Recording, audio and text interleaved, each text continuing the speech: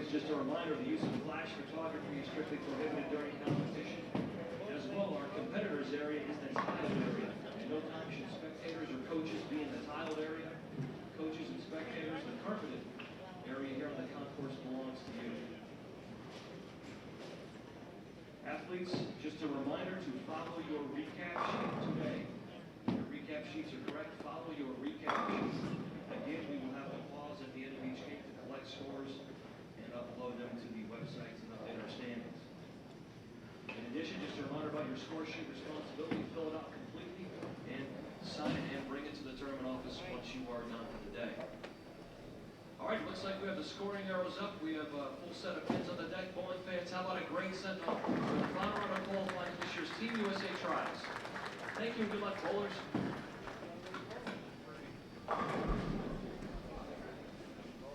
Welcome back to Bowl TV for the 5th and final day of qualifying at the 2016 United States Bowling Congress Team USA Trials. I'm Aaron Smith coming to you live from Gold Coast Hotel and Casino in Las Vegas, Nevada. We are behind lanes 57 through 60. That's right, folks. We made a move. For those of you who have been following throughout the week, we've been behind lanes 35 through 38, but a little change coming. And we're going to be located here in the high end of the house, 70 lane center here. Once again, this is the 5th and final round of qualifying a 6-game block today on the 45-foot roam pattern. This is the longest pattern we will see, or I shouldn't say we, I'm not bowling, but these competitors will see all week. So we'll get a quick rundown of the lineups and a quick recap of everything that's happened so far here at the 2016 event.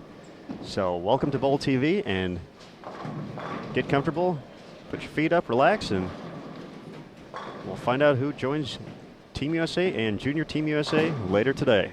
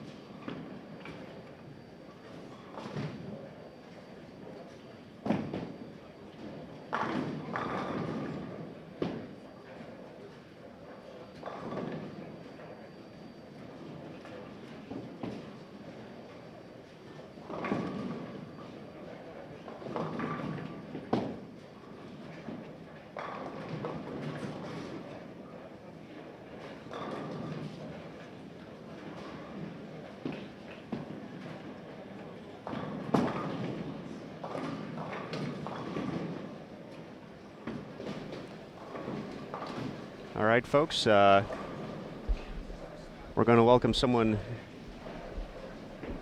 into the booth here for the first time here at Team Trials, but certainly no stranger to bowling online and these live streams. I want to welcome Mr. Jason Thomas. Good morning, Aaron. Good morning, Jason.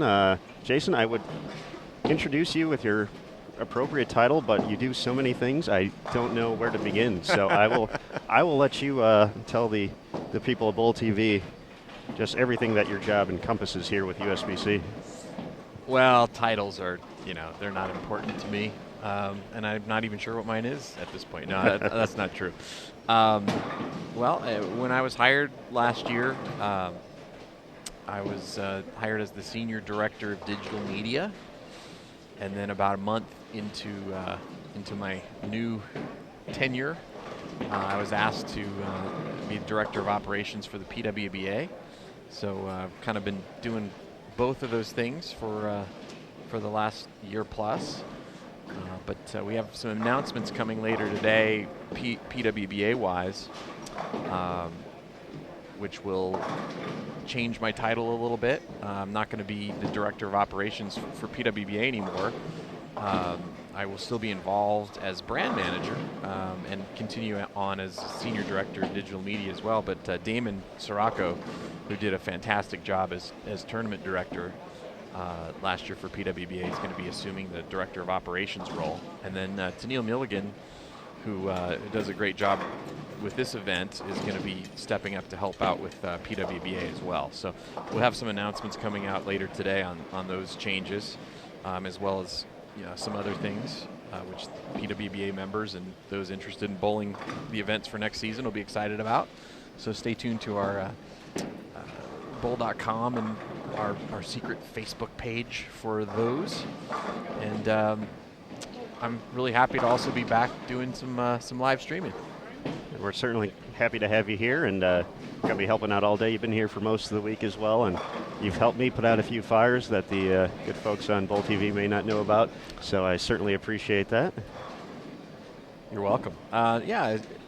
It's a different setup than extra frame, although we actually do run some extra frame broadcasts when it comes to PWBA. So the systems are compatible, but they're a little different.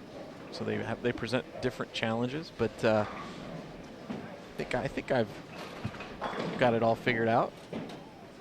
I think so. Hopefully. I'll give you a passing grade here for this week. So thank you. I appreciate that. It was a nice job, and once again, definitely appreciate all the hard work and getting to showcase these bowlers. It's been a long week for them, and tough break there for Justin Carl on the 10. It wiggled. I think we'll have to get that reset, but we'll get a quick rundown of the lineups here. It's working a little bit different today. And the bowlers had been going,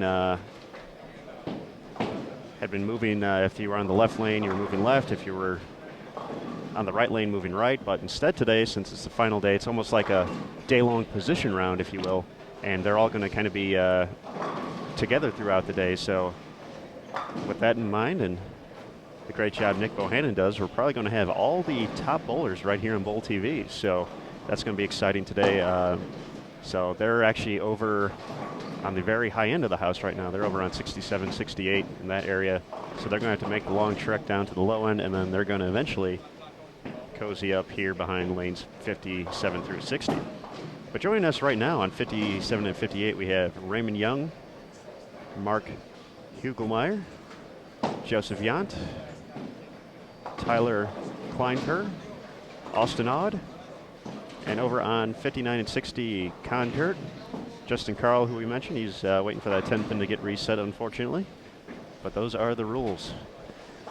Jacob Boris, Brendan Thomas, and they're actually missing a bowler on that on 59-60, so they'll be bowling a little bit quicker.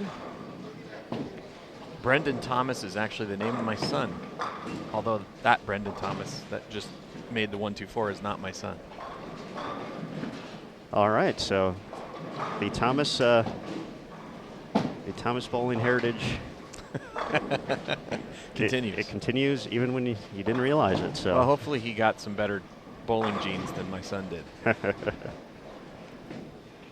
All right, Jason. Of course, the big thing at the end of the day is we're going to know who's going to be a part of Team USA and Junior Team USA. And I see you have the overall standings up on your computer. So why don't you let the folks know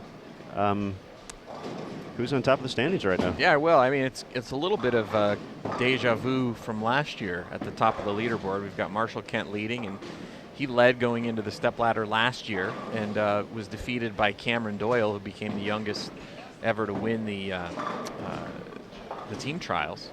And currently Cameron is in second. And then we have Zach Hattori in third, Chris Vaya in fourth, Jeff Fair in fifth, AJ Chapman in sixth, Rob Gottschall in seventh, who is tied with Anthony Simonson, who we've seen recently do very well on some PBA events. Almost made the show at the US Open. And then Andrew Kane, outgoing USBC president, making an appearance as a bowler, making a run at the Team USA finalists. Now, the thing that's a little interesting and different with this year's format is that the top four will automatically receive berths on Team USA. And the players that are in those positions right now, they really have their destinies in their hands going into this day. In order for those players beneath them to make a run, they really have to rely on the players ahead of them bowling poorly or finishing down lower in the standings. So for example, somebody like Andrew Kane, who's got 79 ranking points, the best he could do today would be to get a 1, which would put him at 80. And then he would need Chris Vaya and everybody else to finish lower than 80 for him to move up into the top 4, which means Chris would have to finish below 36th. Jeff Fair would have to finish below 28th. And so the point basically is there's a lot of math involved. And the other thing that's makes it hard is that you could very easily go from, let's say you're in second or third place going into the last game, you could roll a 150 and fall all the way down to 30th, and you know, add a whole bunch of points to your score, which could easily knock you out of the top 4. So there's a lot going on. We'll try to keep on top of it as best as we can. But it's an exciting day because you're going to find out who's on Team USA and Junior Team USA for the next year. Certainly so, and once again, all that drama will be in front of us for game number 6, and of course, we're going to have all that excitement, and then the ladies are going to hit the lanes a little bit later today as well, and then the big finale tonight, starting at 10 p.m. Eastern, 7 p.m. local time here in Las Vegas. We have the return of the U.S. Amateur Stepladder Finals. So that's going to be an exciting event. We're going to have both the men and the women going at the same time for the 2-3 matches, and then we'll have each individual championship match on its own, and then we're going to introduce Team USA and Junior Team USA for 2016. So definitely going to be an exciting day, and definitely make some time tonight to join us on Bowl TV. Realize that's a little late on the East Coast, but this is Team USA we're talking about. So, well, it's exciting too because there are some selections that are going to be involved, and the selection committee will have a pretty tough task at the end of the day today to make the decision on who gets in and who's left off the team. And 8 spots are determined by that selection process. So it's always fun and exciting to see who gets in. And I remember last year I was fortunate enough to be able to announce who those teams were. And I remember when people find out who's on and who's off, there's always a big eruption of emotion in the crowd for people who get picked to Team USA, because it's such a big honor being able to represent your country.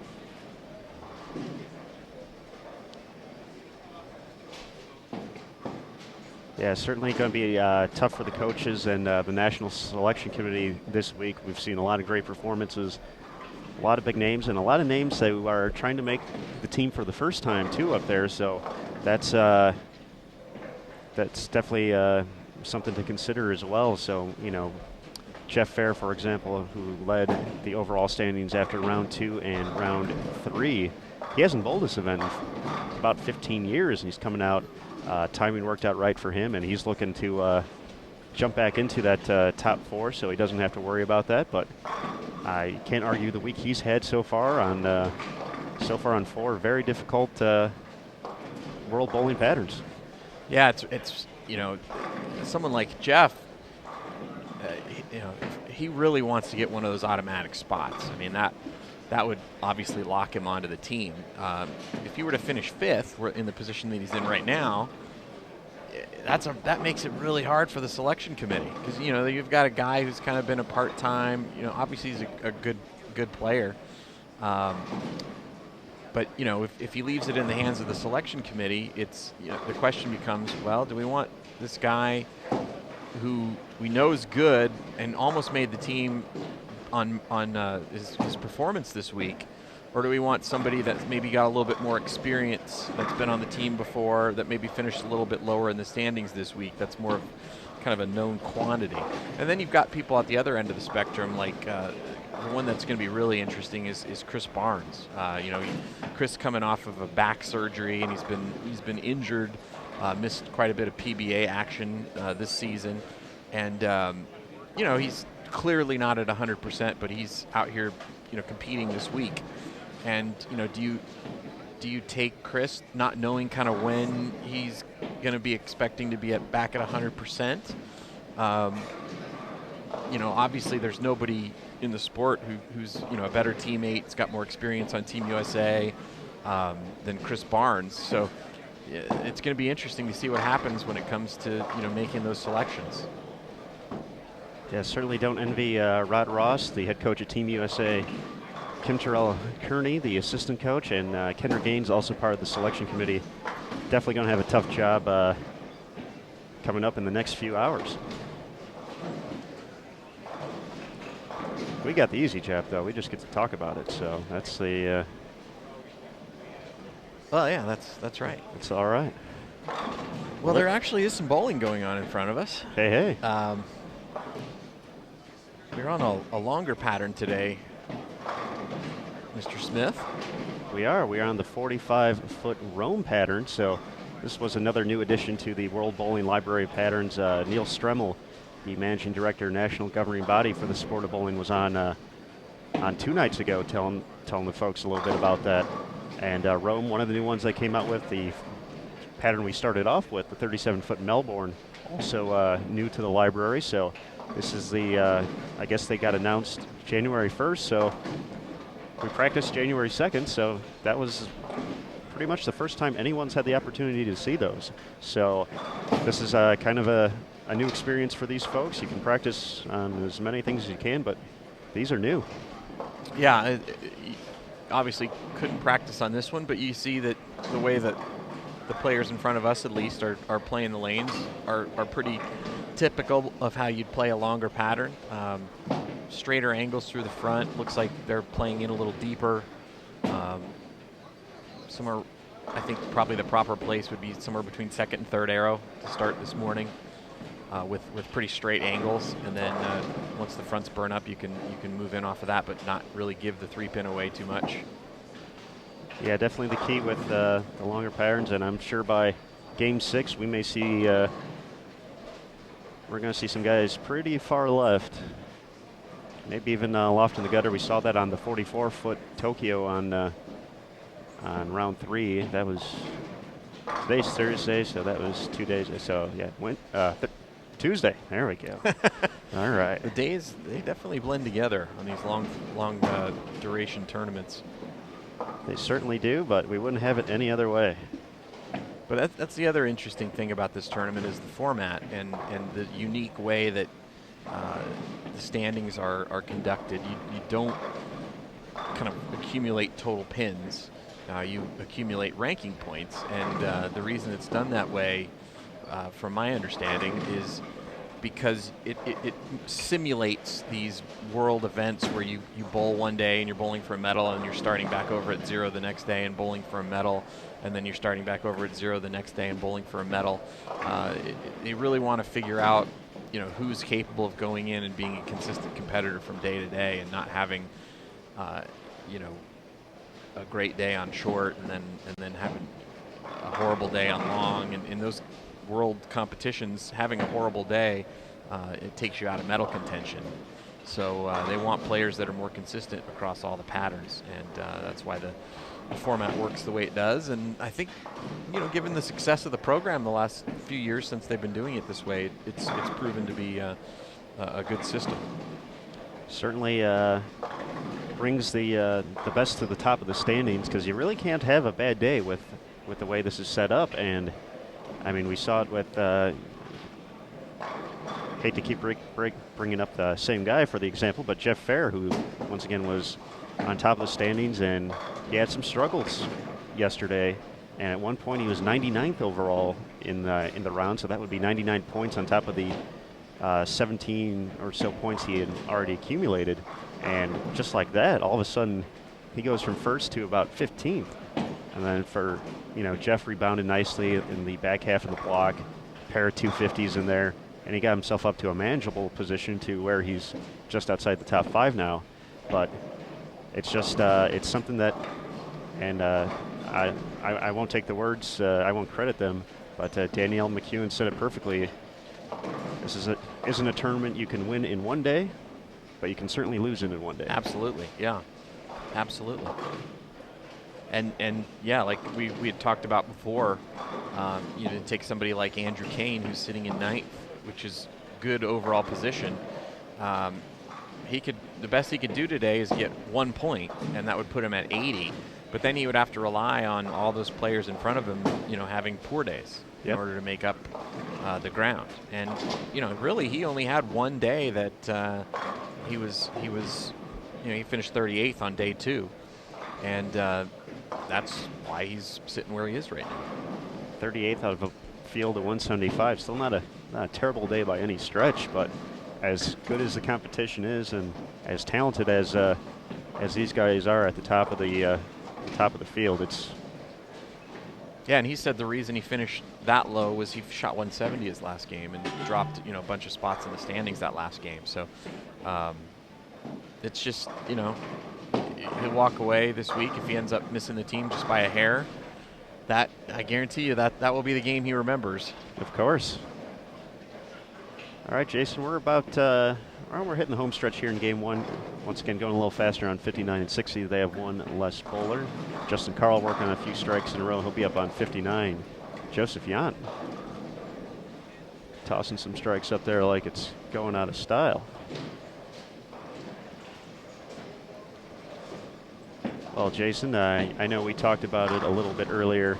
Folks at home don't know about it, but I actually have to step away for a few moments because I have to go to my other job. Yes. Folks don't realize that not only do, work for USBC and help out with these Bowl TV broadcasts, but I also write spoiler tweets for the next Star Wars. Oh, so, yeah. So okay. that's actually that was something I could not get out of. I had a commitment before all this came along, so I'm glad to step away from the booth for just a little bit, but I'm going to leave everything in your very capable hands. I appreciate that. Yeah, I promise also not to spoil any Star Wars plot points for anybody watching at home either. All right, I appreciate it. I see you looking over here. You're looking on my computer, and you're reading the good stuff. Well, I want to know more about Episode 8 now, so I've already moved on. I've seen Episode 7, and now I'm looking forward to Episode 8. So if you have anything about that, I might be interested. All right, I'll try to work a few in there as well. So I'm going to step away for a few moments. We are in the middle of game number 1 of 6 in the final round of men's qualifying here at the 2016 Team USA Trials. So Jason Thomas, the floor is yours. Take it away, sir.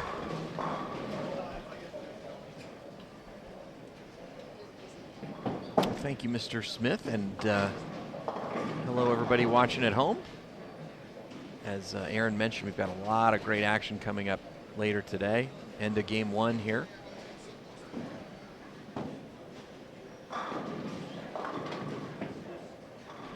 Six games for the men, and then 6 games for the women after we take a break for re-oiling. And we'll know our top 4 for the men after this round. And as Aaron mentioned, the leaders should be finishing up their rounds right up in front of our live stream pairs. So we should get to have a very good idea and some good coverage of who's going to make the team, who gets one of those 4 guaranteed spots coming down the stretch later this morning.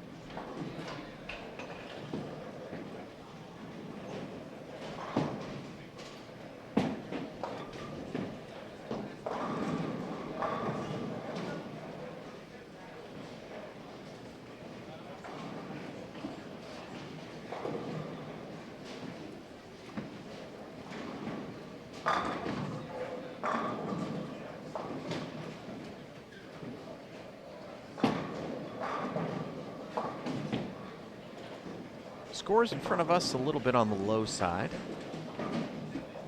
We've got Joseph Yant here with a string working up in the 7th frame. Brendan Thomas on the pair to our right, 59 and 60, has 89 in the 5th with a turkey. Justin Carl on a 207 pace. So scores a little bit on the low side, as I mentioned. Players on the fresh typically just want to get out of that, especially on the longer patterns or patterns that are playing a little more tricky.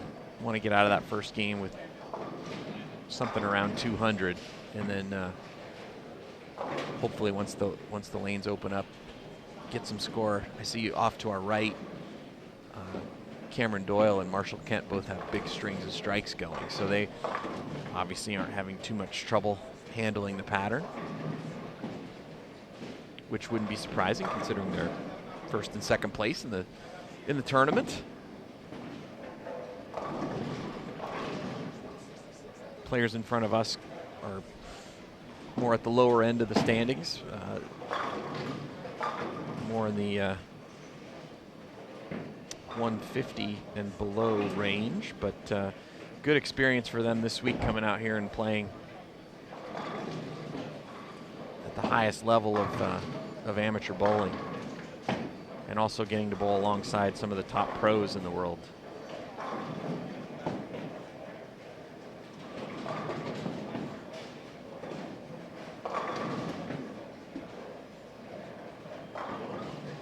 Mentioned Chris Barnes a little earlier. He's currently 26th overall after 4 days, and coming off of back surgery. And you can see how he's not quite 100%. You can just tell by watching him throw the ball. But I mean, there's no. It tells you a lot about Chris Barnes that he's here this week competing, because he really doesn't have to be here this week. He has really nothing to prove really at any level, but it just shows how much competitive desire he has, that he's going to come out here and compete when he's not full strength, and still, even though he's only about 70%, which is kind of what he told me what he was at here at the start of the week, still in the top 30.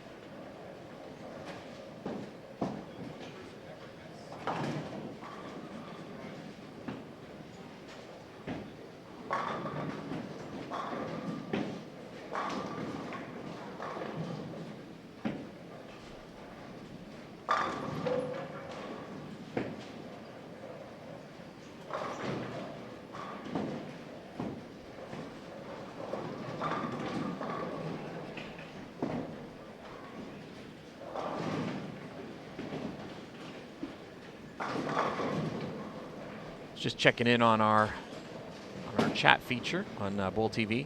Saw one of our fans ask what time the women would be bowling later today, and that will be 1:45 local time is when we get underway with the women's finals. We've got our latest standings available on bowl.com. Right now, Danielle McEwen leads the women's division. She was our top qualifier for the stepladder last year. And she's followed by Stephanie Johnson, who's in second. She was our PWBA Rookie of the Year last season. Danielle, of course, was our Tour Championship winner. And then you have Jordan Richard, who is also eligible for Junior Team USA in third, having a great week, followed by the legend Kelly Kulik, who's come on strong the last couple of days with second place finishes in the round 3 and the round 4 days of competition to get herself into one of those automatic positions. And then Stephanie Schwartz just 1 point back.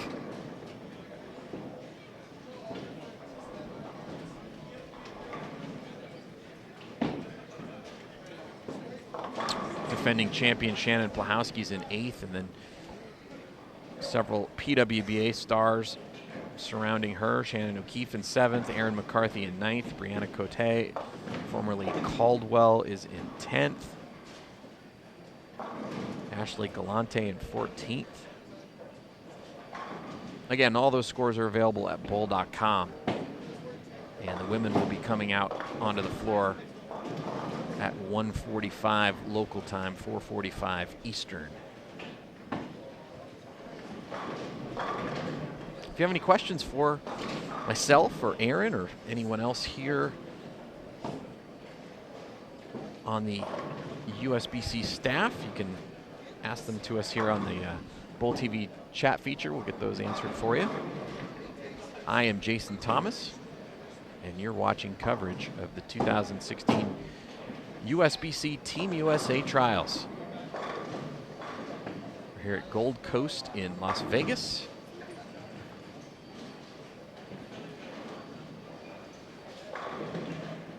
And they've been a great host here all week. 70-lane facility.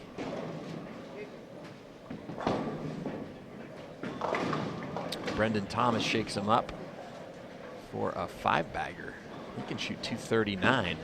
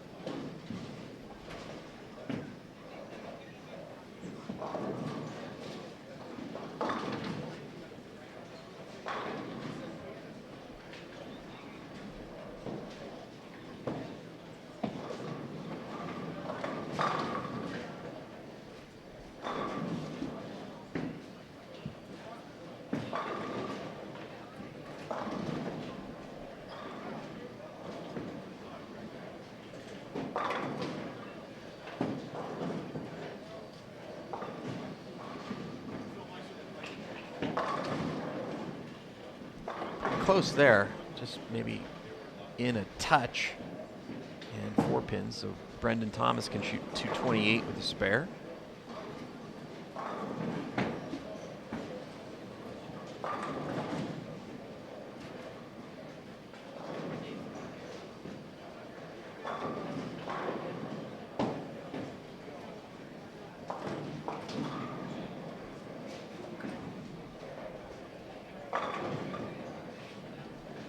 Brendan's from Santa Clara, Utah, and currently in the 169th position, but off to a good start here in game 1 on the long pattern this morning.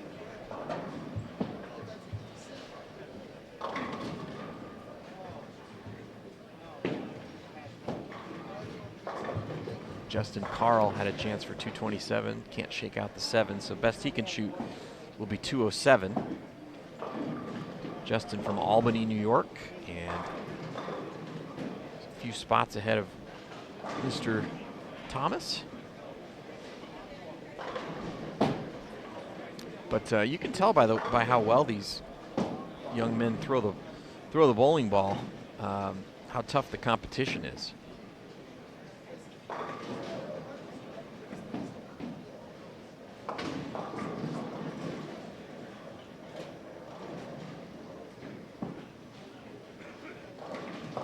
A lot of it is just getting the experience, seeing the different patterns, seeing how they break down.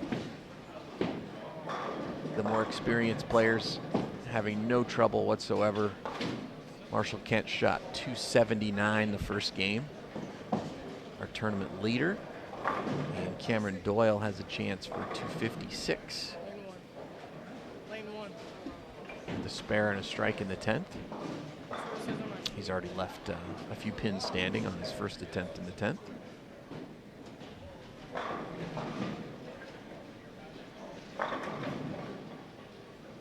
And he ends up with 242, unable to convert the split. So our top 2 seeds off to a fast start here this morning.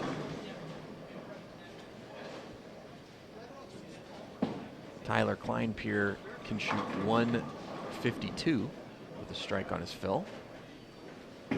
Mark Hugelmeyer can shoot 222.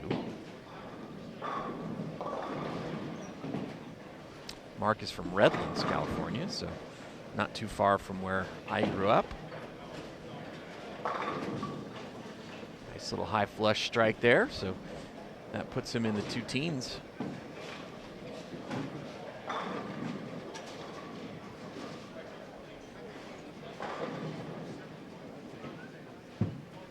Tyler from Minnesota, lives in Inver Grove Heights.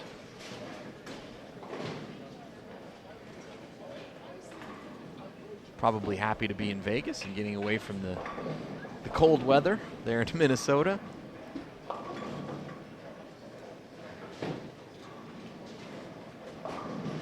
And he finishes up game 1 with 151.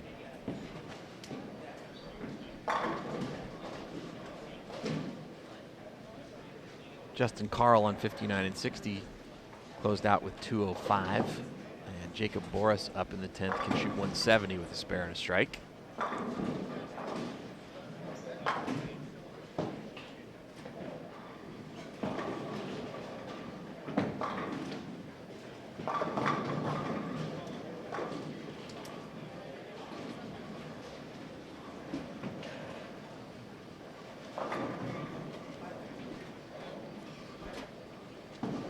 Jacob, a New Jersey resident from the city of Tabernacle. And he's going to finish up with 169.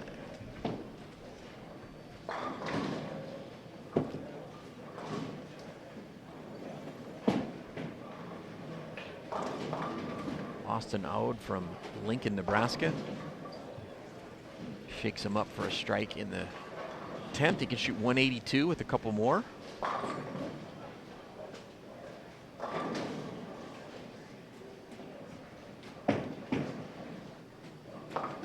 Mark Hugelmeyer finishes with 211. So good start for him to the block.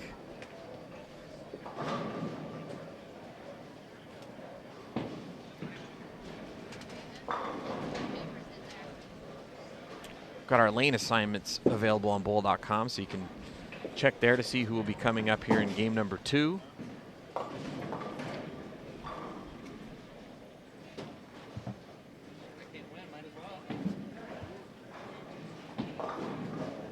Looks like we'll have Nicholas Alford.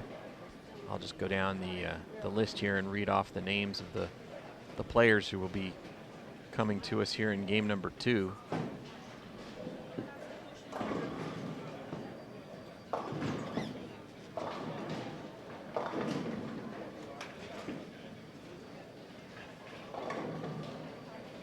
Jackson Helland will be on lane 58.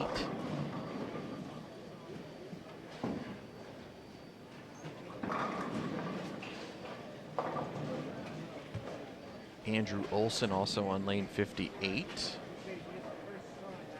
Terrence Rock, 57.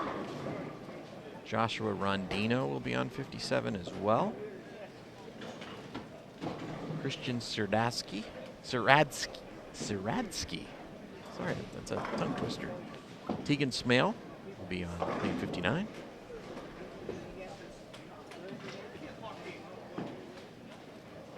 Logan Williams on lane 57. And again, those lane assignments all available on bowl.com. Joseph Yant shooting a nice opening game here. He's on his final shot of the game on lane 58. Can shoot 255 with a strike on the fill. And 7 count will give him 252. So that will do it for our coverage here on game number 1. Be back in a few moments with game number 2 coming right up. Again, check out the lane assignments on bowl.com to see all the players who will be joining us here in game 2, and we'll be back with more coverage from the 2016 Team USA Trials in a moment.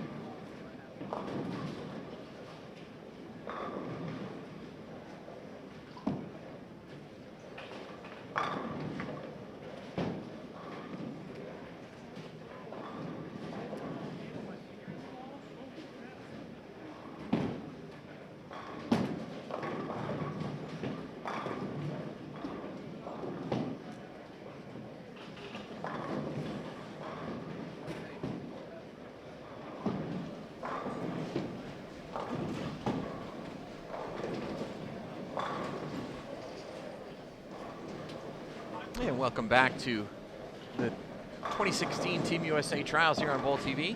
Action has resumed. Game number 2. New set of players. Logan Williams stepping up with a strike on lane 58.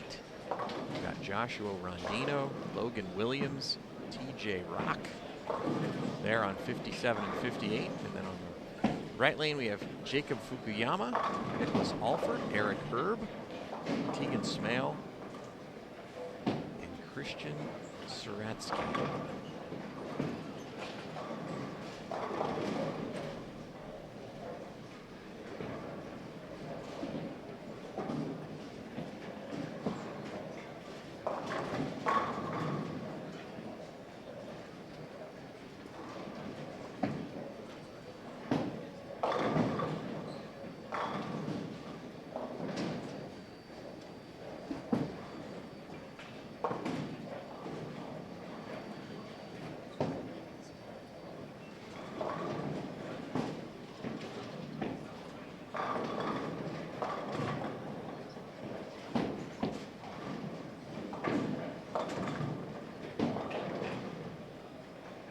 get you our standings after game 1 as soon as the scores are updated on bowl.com.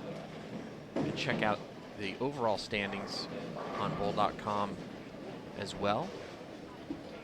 Heading into today, we had Marshall Kent leading our tournament, and he started off this morning with 279. So not slowing down whatsoever. Looking to gain one of those 4 automatic spots on Team USA.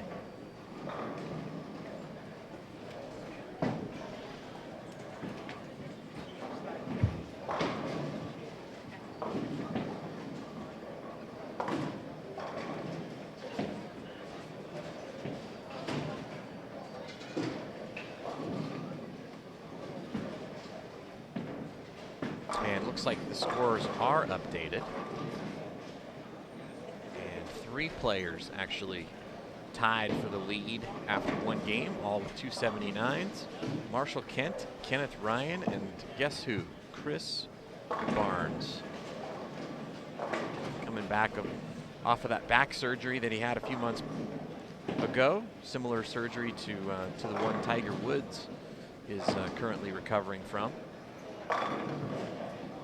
And Chris, obviously not at 100%. Talked to him earlier this week, said he was about 70%.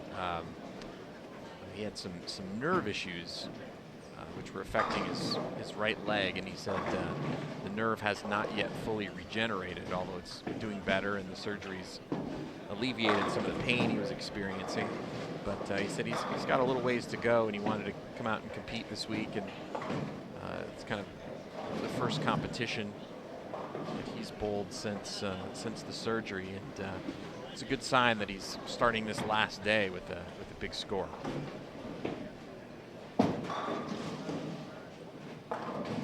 But quite a few good scores. We had 11 games over 250 there in game 1. So right out of the gate, the players jumping all over this 45-foot oil pattern. Andrew Kane, who we talked about a little while back, he was in 9th place going into today's action. He shot 241 to start, so good start for him. Rob Gottschall, who was tied for 7th, shot 234, so off to a good start as well.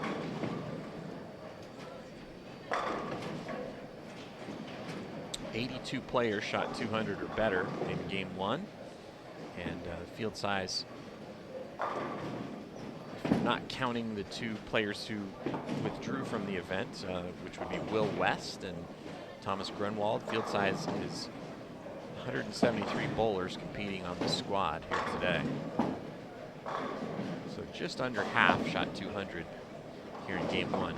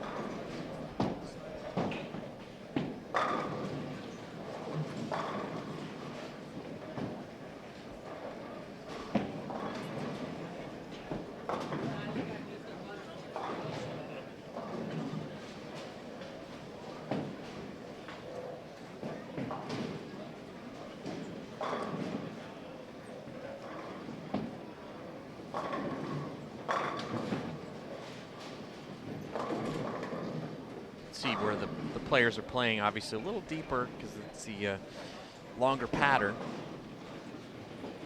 Logan Williams was it's the furthest left we've seen anyone here this morning. Started off with the front three.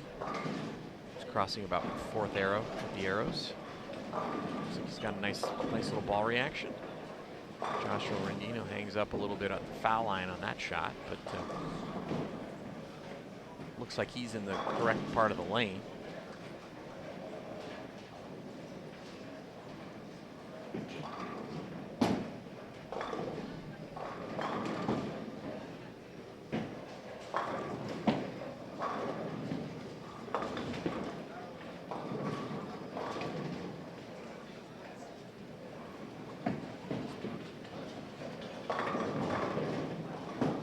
Rock gets that one to fall back, and that's a double for him. So air high five to Andrew Olson.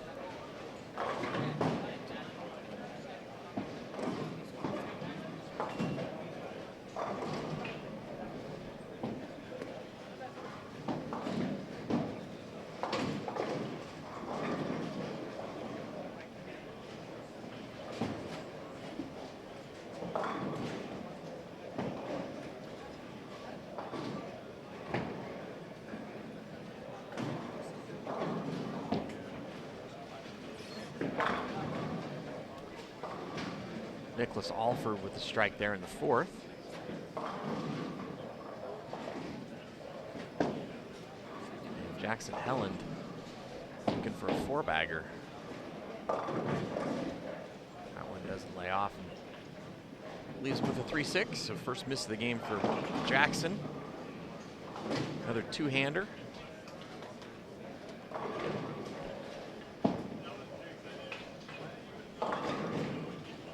Exciting time in bowling right now.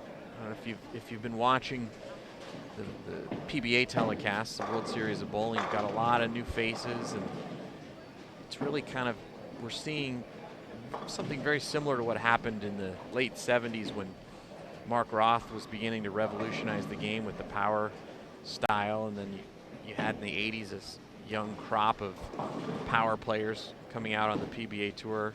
Same thing happening now. We're starting to see the effects of not just the way the game has changed in terms of the way it's played because of the success of the two-handers, specifically Jason Domani and Oscar Palermo, but you're also seeing a huge influx of worldwide players.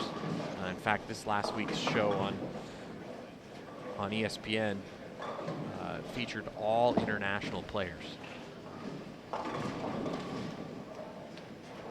And of course was won by Jesper Svensson, who is an exciting lefty two-hander.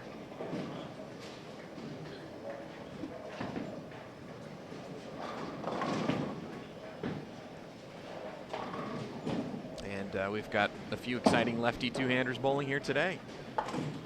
Probably the most familiar to the folks watching at home would be Wesley Lowe. And pull up your overall standings, which are available on bowl.com heading into today. Wesley was 14th overall. And he's still eligible for Junior Team USA, so trying to get on both.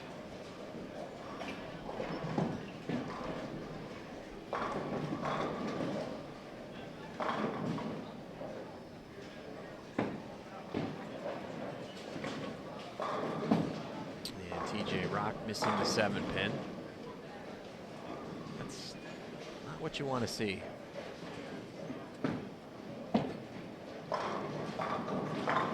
The tricky part about spare shooting for these players in this portion of the competition was yesterday we bowled on an extremely short pattern, and obviously the short patterns are the easiest to strike on, but in my opinion they're the hardest to spare on.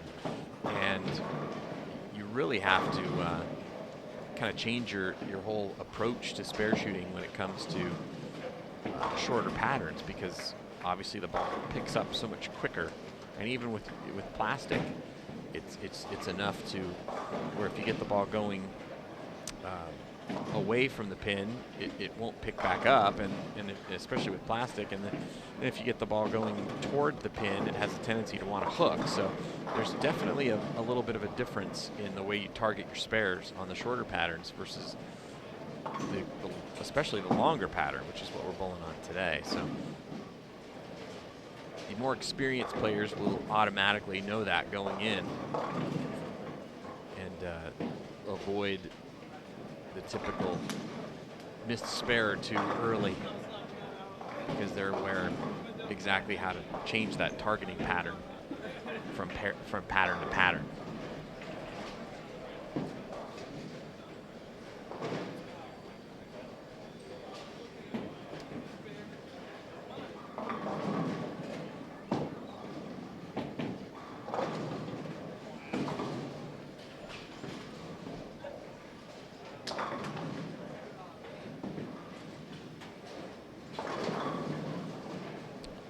Like we're going to get a look at Christian Saradsky here on lane 59. He's standing very, very far left. And walks a little right, gets that ball to come back from no man's land for a turkey.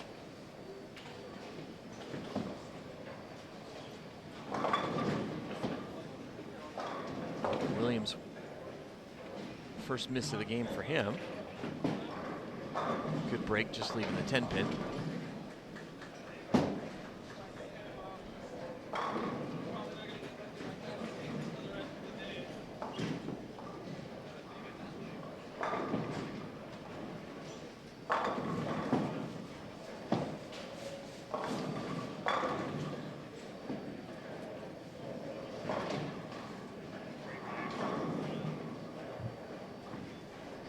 Logan was 119th heading into today. I'm sorry, that's not correct. He's 119th after game 1 today. He shot 184 in game 1. Let's get a look at our overall standings to see where he's sitting heading into today.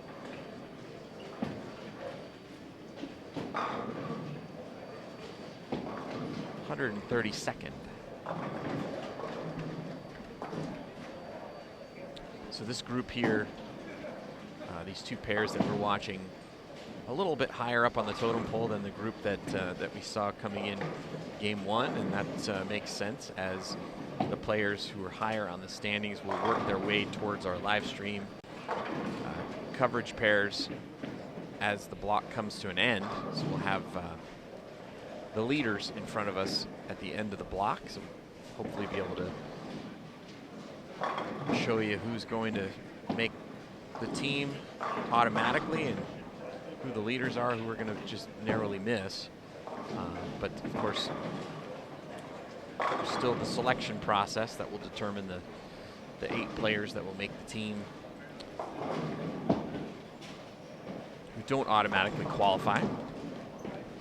And then our stepladder finals coming up later tonight will determine the National Amateur Championship. First time that's been done in quite some time.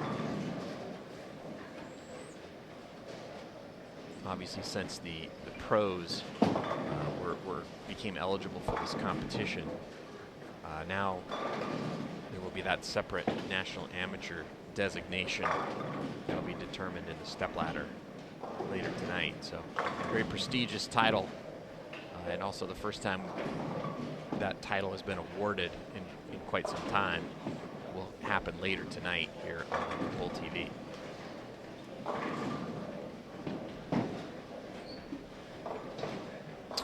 Christian Saradsky looking for a 4-bagger.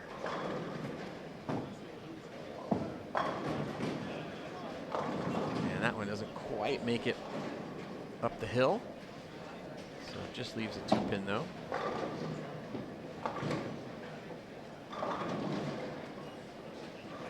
Jackson Helen with a couple of open frames.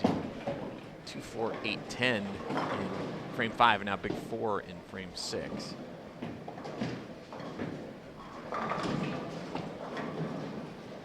That puts him on a 191 pace. Eric Erb. He's got 2:18 pace through 6 frames now.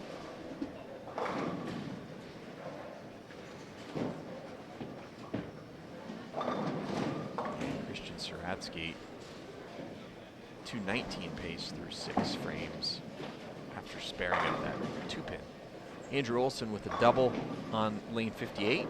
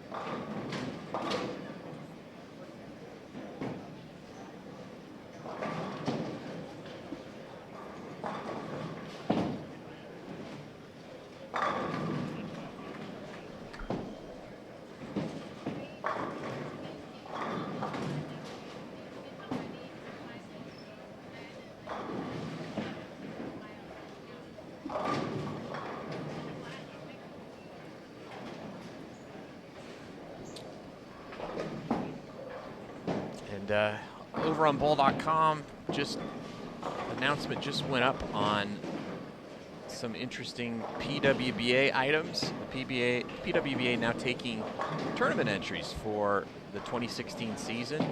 Also announcing some new member benefits for 2016 as well.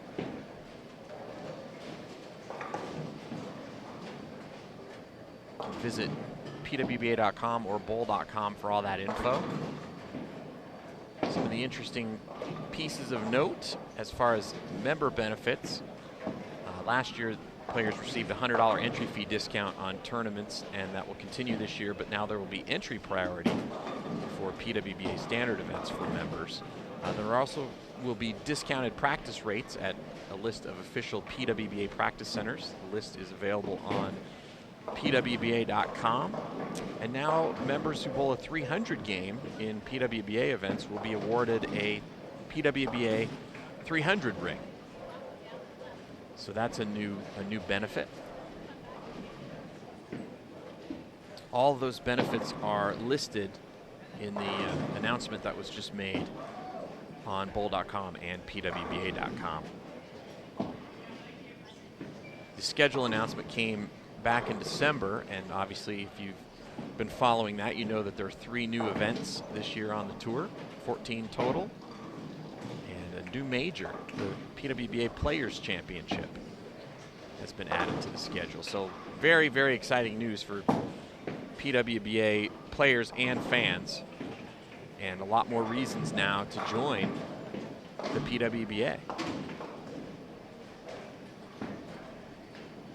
Membership's open to anyone who's ever averaged 180 or above in a certified league. So I know you're out there, ladies. Now you've got a lot of reason to join. No reason not to. And if you're just interested in dipping your toe into the water, we've opened up entries for the first 4 events on the 2016 season. So be sure and check that out and give it a try.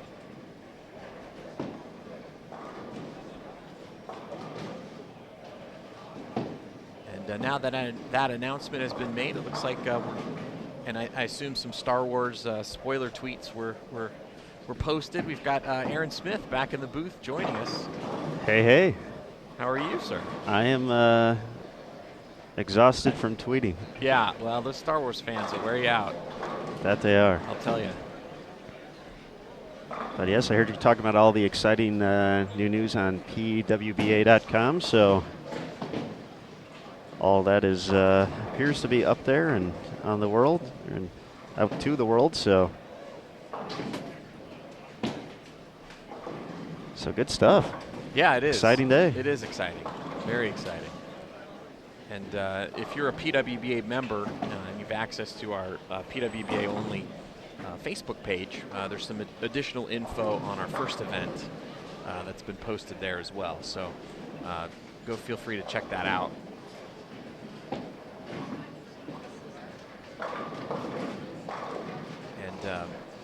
we also have some other news to mention as well. As I mentioned earlier on the broadcast, I'm actually going to be changing my role with PWBA. Last year I was Director of Operations, and that role now will be assumed by Mr. Damon Sirocco, who was our tournament director last season, did a fantastic job. So he'll be assuming that, and I'll be moving more to a marketing, video/TV capacity. Officially, the title will be brand manager for PWBA. So happy to announce that. And then also Tennille Milligan, who does a great job organizing this event that we're watching now, will also be helping out with PWBA. So members can ask her questions about membership, entries, anything PWBA related. Tennille's going to be handling that from now on. So we're really happy to have her as part of the team.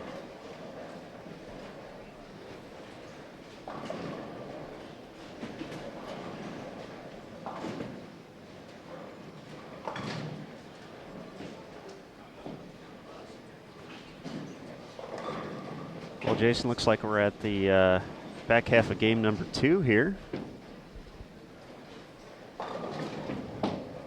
I haven't even looked at the standings, so I'm giddy with anticipation to see how game 1 went for everyone. So I'm gonna. No, it went well. There were a lot of high scorers. 3 players tied at the top with 279. There were 82 players who shot 200 or better. Wow. So a lot of big scores here out of the gate on the long pattern. So I guess even though nobody's ever seen it, they're taking a liking. They've adapted quickly. Yes.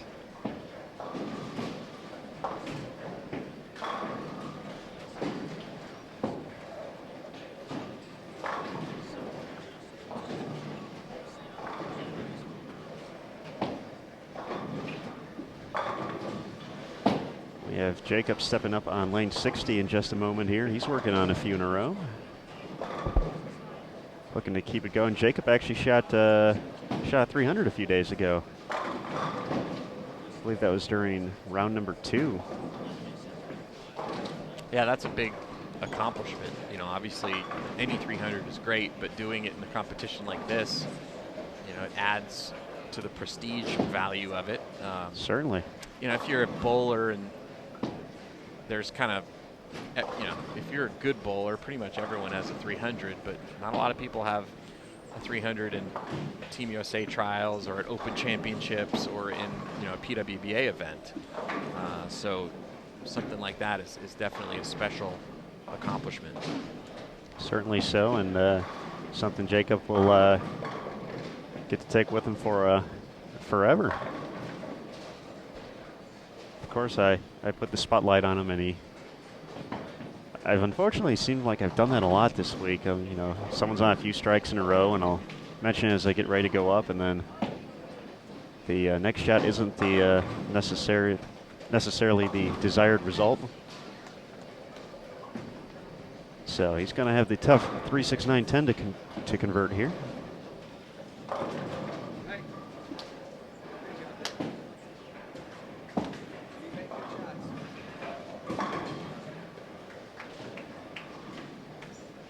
Only able to get the 2, so he can still get to 224, however. Still a nice game out here.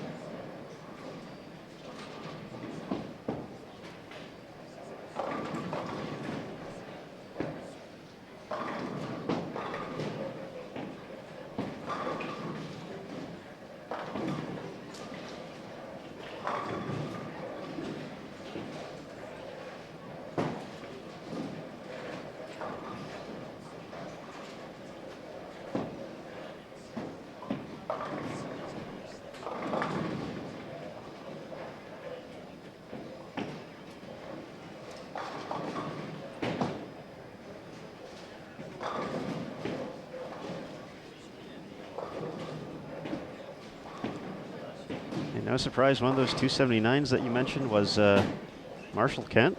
So Correct. We did have a little bit of a view of Marshall from where we were sitting, and doesn't look like he's slowing down at all. He's got the pedal fully down to the metal. it's a good place to have it. Yeah.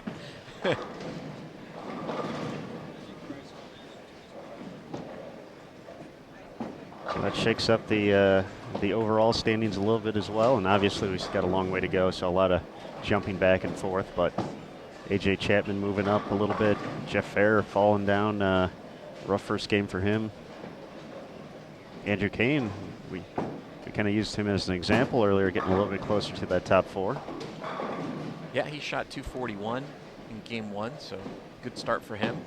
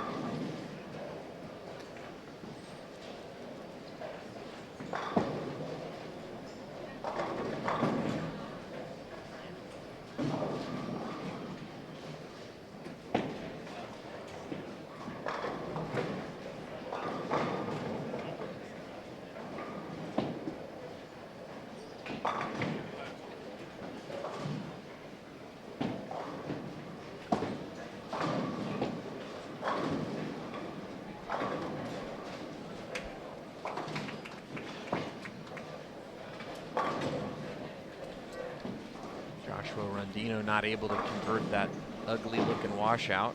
And, he'll shoot 190 here in game 2.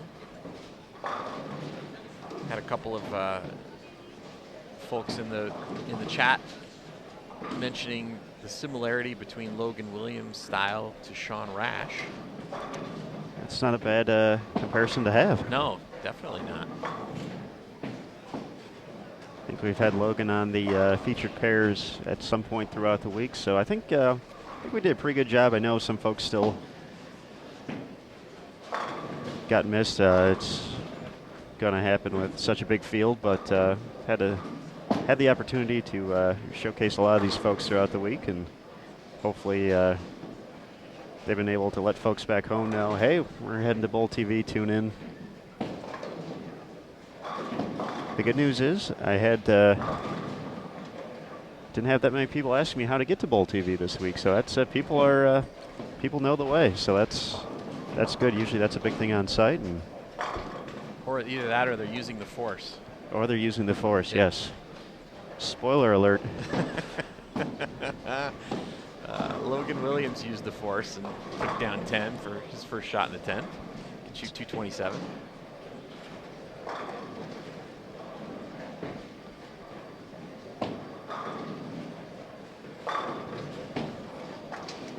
Nice shot there by Jackson for a double.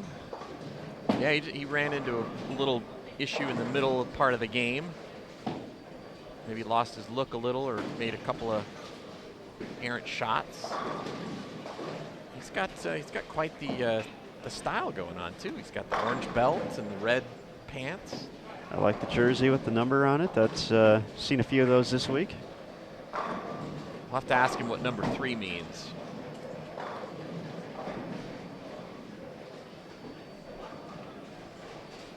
I hate to speculate.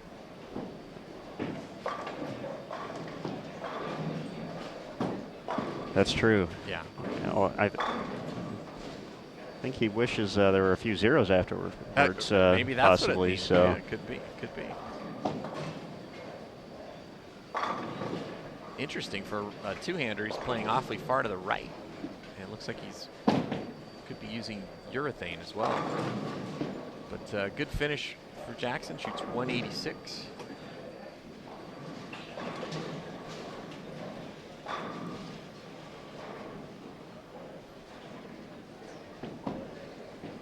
Nicholas Alford finishing up on the left lane, and he shoots 210 with a four-bagger to close out.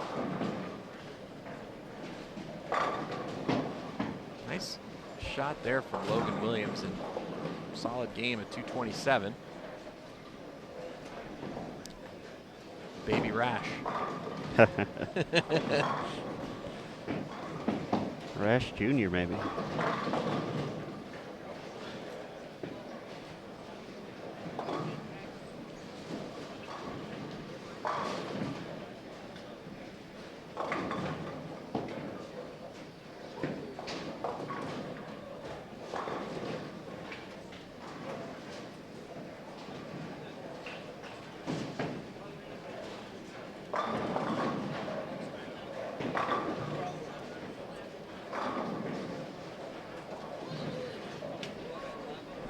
Jacob Fukuyama, another twin spinner, as Mike J. Laneside likes to refer to them as. And as mentioned, shot 300 earlier this week and can shoot 192 here in game number 2.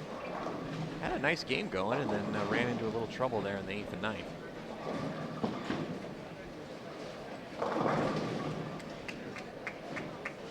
Seems to be the tendency with the two-handed style. A lot of risk-reward. So might see big strings of strikes, but you also might see big splits crop up from time to time, which is also why someone like Jason Belmonte seems to be such a great split shooter. He is. I can remember that. I want to say it was the 24th. He's won so many Masters titles in a row. They all kind of run together, but I believe it was the 2014 the Masters. Second one. It seemed like he picked up about just about everything he left, and he left some nasty stuff along the way. Yeah, I remember he picked up that nasty 4-count split against Ryan Simonelli, and that was a huge turning point in that match. But yeah, I mean, he's amazing when it comes to making splits. Just uses a plastic ball, and it's just pure accuracy. But it makes sense, he grew up with that two-handed style, probably shot him a lot, and he knows how to make them. The old rule: if you can't make it, don't leave it. Apparently, I've never listened to that rule, but.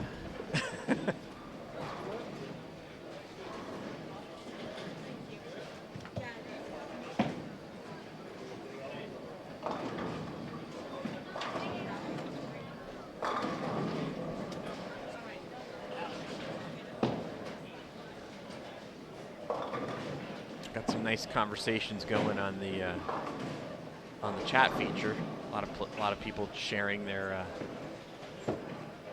300 stories and their desires to win the Powerball $650 million jackpot, which I'm sure we'd all prefer to any number of 300s. I'd give back all mine if just for a share of that Powerball, Aaron. That would be all right. I wouldn't argue that. I mean, for all the hard work we've done here at Bowl TV, just some nice seats. That's all we want. I mean, that's just yeah. It's like the ESPN commercial where LeBron James goes to his desk and he ends up in the seat, and then I think it's Scott Van Pelt is in the nice seat, and LeBron's wondering why he's sitting in his seat. So I mean, just something like that. Something simple that would work. That's all we want here on Bowl TV is a nice seat, and we have the best seat in the house. And Game 3 coming up shortly. That's the end of Game 2. We'll be back with more coverage here from the 2016 Team USA Trials here on Bowl TV. I'm Jason Thomas, and Aaron Smith is with me, and we'll see you in a few minutes with the start of Game number 3.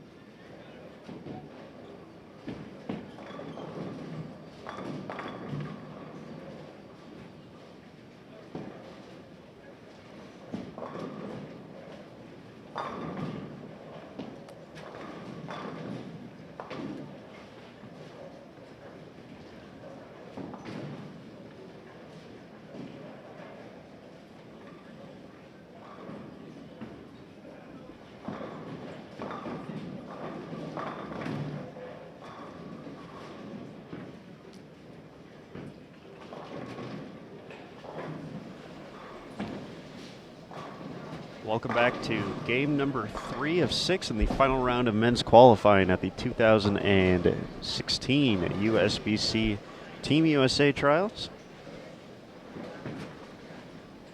I'm Aaron Smith.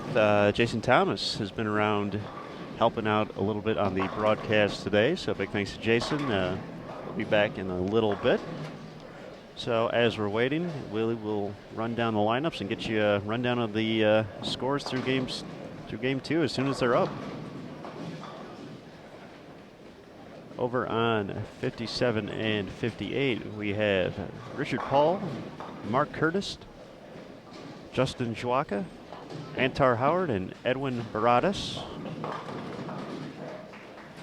Over on 59 and 60, Dustin Zenner, Jeffrey Bardos, Ronnie Fujita, Phil Breitbach, and Tommy McNeil.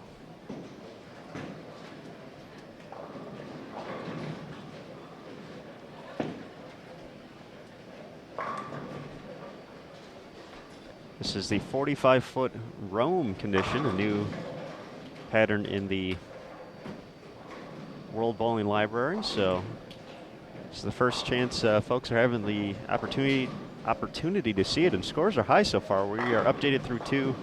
Marshall Kent, our overall leader, looking to maintain and punch another ticket to Team USA and maybe even the Quebec AMF World Cup. Games at 279 and 267. He's at 546 through 2 games. James Grago III is in second with a 515. Brandon Biondo, third place at 514. Brad Miller, 505. We have a tie for fifth, Ryan Winters and Brian Dragotta at 493. Andrew Hall is in seventh with 488. Kenny Ryan and Zeke Bate tied for eighth with 487. And Jake Rollins rounds out the top 10 with 478.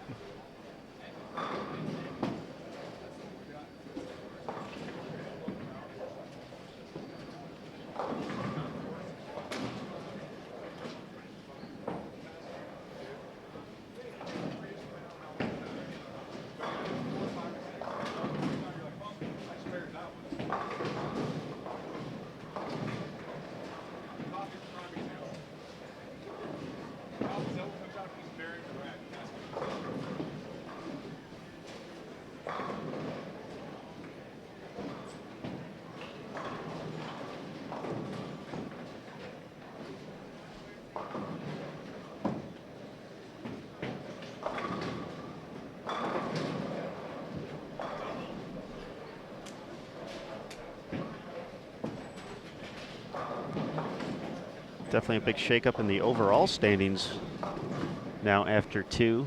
Marshall Kent still on top, Cameron Doyle in second. Andrew Kane jumping up into third place. He's currently in 14th. Zachary is in fourth. Rob Gottschall fifth. AJ Chapman and Chris Vi tied for sixth. Ronnie Russell in eighth. Anthony Simonson in ninth. And Jeff Fair rounding out the top 10.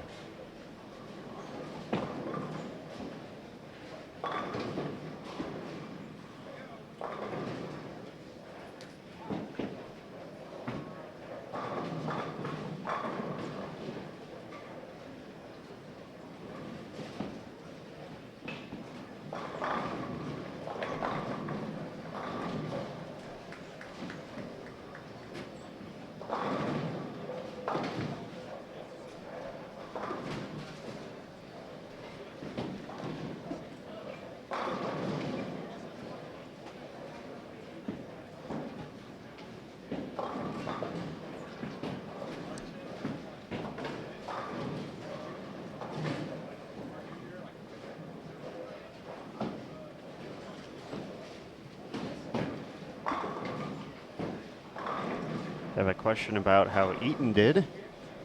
There are a few Eatons in the field, so you'd have to be more specific. But if you want to look it up on your own and see the whole field, you can visit bowl.com/Team USA Trials. There's also a link in the description below the video. I'll take you right there. You can click on 2016 results, and you can click on the round 5 standings to see their scores through 2 games, and for the overall standings where they're sitting as well.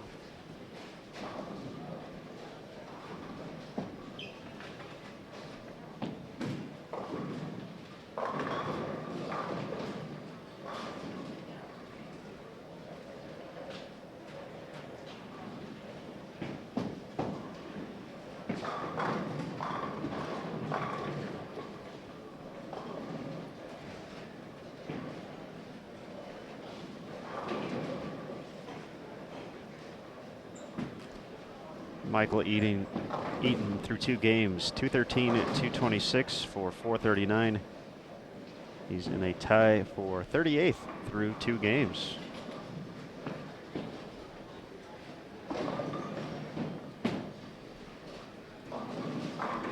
And welcome back, Jason Thomas. Thank you, sir. Not a problem. Jason, we just did a rundown of the standings, and it's definitely looking a little interesting. Some new names popping up there in the top 10. And it's definitely done a shake-up to the overall standings so far through 2. Yeah, Marshall Kent looks like he's struggled in game 2. He lowered his average by 6 pins. Went 267. Let's go shake that off. And he also moved from the high end to the low end. So obviously not having any trouble translating what he's seeing on the high end to what's going on the low end. So, but yeah, it looks like you said, a few new names there at the top. Some players hoping to maybe move up in the standings. Cameron Doyle had another solid game in game 2. So he's in 13th. Shows you how high the scores are, though. Cameron Doyle's gone 242, 231. He's in 13th on the squad. Yeah, that's pretty tough, averaging 235 and not in the top 10. So. And Andrew Kane, who's trying to make a run at the top 4, needs to move up 5 spots. Right behind him in 14th with 468 for 2.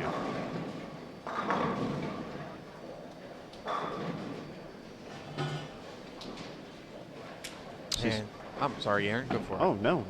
I will let you lead off. Yeah, I was just going to say, as we get deeper into the games here this afternoon, you're going to see players that are higher on the standings sheet. The first set of players in front of us were more toward the bottom end, and then we moved up a little bit the second game, and we move up a little bit again this game. So this group that's in front of us now are in the low hundreds.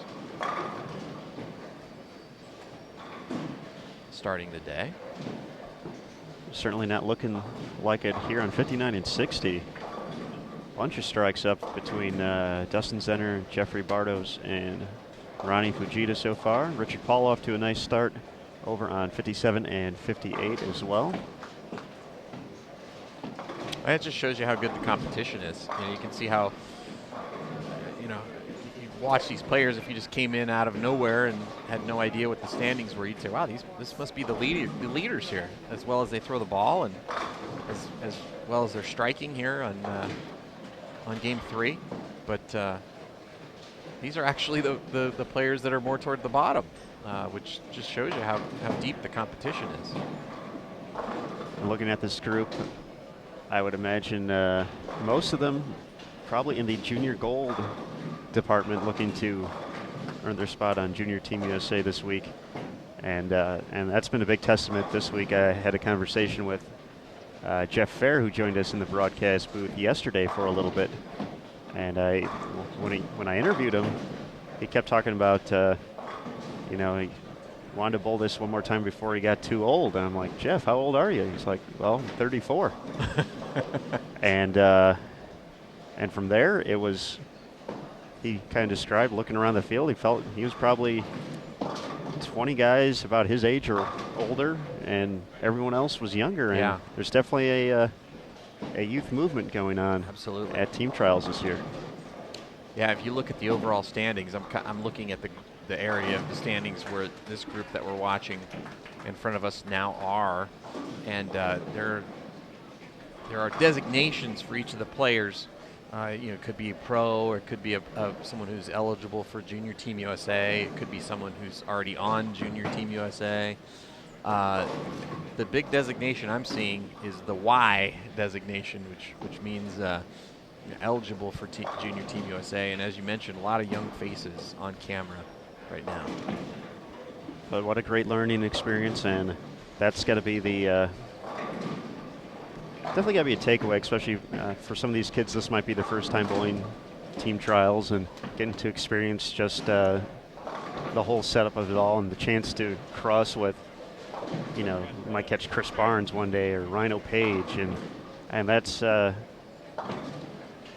got to take it as a learning experience too, and see what they're doing, understand why some of those players are the best in the world, and it may be as simple as just watching the pre-shot routine time after time again and seeing how dedicated they are to that, or just how they take mental focus sitting back waiting for their turn. There's so much just to be absorbed by just being in the set tee with them. Yeah, a lot of it too is for several of these players, I'm sure it's the first time they've seen a lot of these patterns. So, you take someone like Edwin Baradas. He's from Roseville, California, and he finished 7th yesterday. He bowled very well yesterday, yep. Which shows you how much talent he has. But then, the first 3 days he really struggled. So, it's just a matter of seeing those patterns for the first time, going through the progressions, understanding what the moves are, and then, of course, for Edwin, maybe improving his single pin shooting percentage. He's over 2 this game. Yeah, nice day from Edwin yesterday, and it's always nice to see, especially when I'm writing up the scores every day for the press release we send out, and it's always nice seeing some of the new names pop up there, and some younger kids, whether they're still in high school or have moved on to the collegiate realm. We have Justin Jawaka. He's part of the Wichita State program that won the ITC in 2015. Ronnie Fujita over on 59 and 60, a member of the Lindenwood team that won in 2014. Ronnie also a past Junior Team USA member, so definitely have the skills here. Yeah, a little surprised to see those two college players a little this low on the standings, but as we've talked about earlier, all it takes is just really one awful day, and you're going to find yourself at the bottom. Rhino Page had he led the first day and then had a horrible day one of the days, and it's basically out of the competition. Just to kind of go back to Danielle McEwen's quote that you mentioned earlier, you can't win this tournament in one day, but you can definitely lose it. Yeah, Rhino had a really rough day 3 on the 44-foot Tokyo pattern. Finished 139th that day. Yeah, wow. And so the rest of his standings all in the top 50. He could have led all the other rounds. And possibly been out. Way out. Yep. Just by that performance on that one day.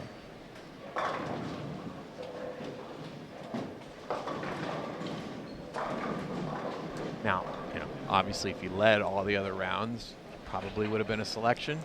Probably would be a safe bet, yes. And they might not have started him on the day they bowled on that pattern in one of the world events.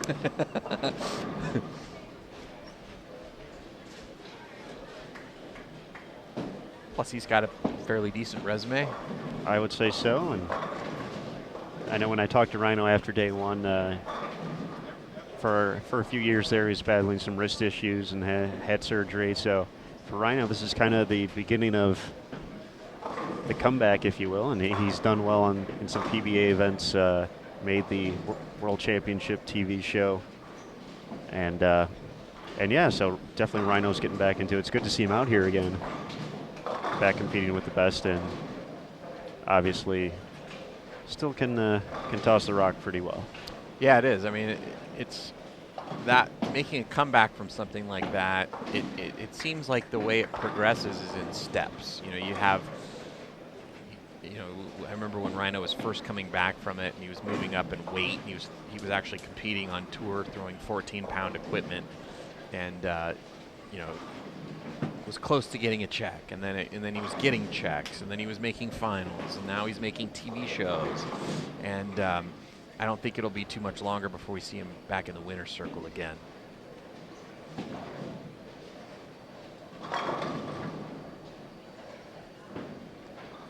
All right, we had a.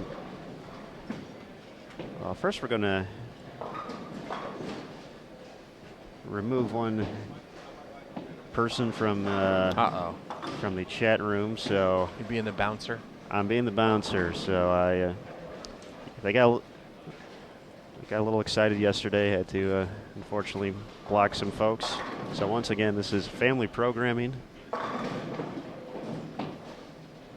And we'd appreciate it if everyone kept the chat clean and fun, and you know, feel free to have questions and opinions, but we certainly don't need language such as that in there. So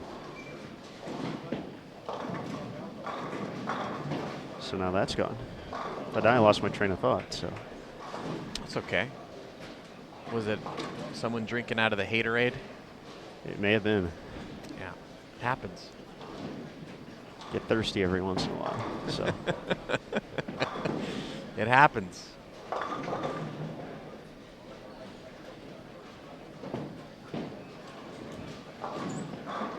All right, past the halfway point here in game number 3. Seen a few strikes up here. Nice shot there by Tommy McNeil. And no one's going to say anything negative about that pitch. He's got a nice game going too. Possible 279. And it's nice being able to see some of these kids. I've seen Tommy McNeil at Junior Gold the past few years. Richard Paul in front of us, very solid player. Seen him at Junior Gold. And it's fun getting to see these kids take it to the next level here in this event. And you know, Tom Hankey, our under 15 winner this year, we've caught him a few times on the live stream, and it's just fun to watch. I mean, thinking about when I was 14, 15 years old, and I mean, just the knowledge and the opportunities were just so different for what I had growing up. Yeah, absolutely. I mean, even me. I mean, I had a great junior program. I grew up in Southern California, and but you know, we didn't have Junior Gold. We didn't have you know, these big collegiate events. We didn't have a lot of high school bowling. There just wasn't as many opportunities, especially at the national level, to showcase your talent. Of course, it all changed in 1998 with the introduction of the Junior Gold program. I don't know if it was always called that, but Junior Gold certainly has grown quite a bit. And when you look at the winners of that tournament over the course of the years, just really a who's who of, you know, bowling royalty nowadays. And absolutely, Shannon Bluchowski won 3 in a row, and she's done all right since then. Yeah. She was Stephanie Nation back then. Now Stephanie Johnson has also fared pretty well. On the men's side, A.J. Johnson, a past winner. Gary Faulkner, who just won the PBA World Championship. Have all found success at the Junior Gold level and have pushed it to the next level. Yeah, it'd be interesting to see if I'm sure Shannon would be right at the top of the list of players who would be selected. It doesn't look like she'll get one of the automatic spots this year. She's a little bit down in the standings from where we usually are accustomed to seeing her name. But she's got the longest running string of consecutive Team USA terms. And I would imagine she'll even if she doesn't end up being in the top 4 at the end of the day today, she'd be one of the selections. But, you know, obviously that streak could be in jeopardy. And the crazy thing about that is Mr. Jason Thomas, she's been on Team USA longer than some of our competitors here this week have been alive on this earth. So Shannon is going going for 16 in a row in 2016, so she earned her first spot on Team USA in 2001 and has been on the team every year since. Yeah, that's an amazing accomplishment. And I remember last year when Cameron Doyle was trying to become the youngest Team USA Trials winner. We introduced the players for the finals and said that, you know, Shannon's been on the team since 2000 and Cameron was born that year. Not too far off. So that's it's pretty crazy, but it goes to show how phenomenally good she is.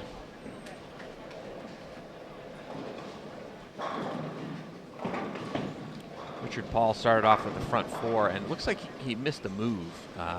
Last 3 shots have been high, and he's playing a lot further right than all the other players, and so when he sees that ball pick up a little early, he's going to have to make a much bigger jump to the left.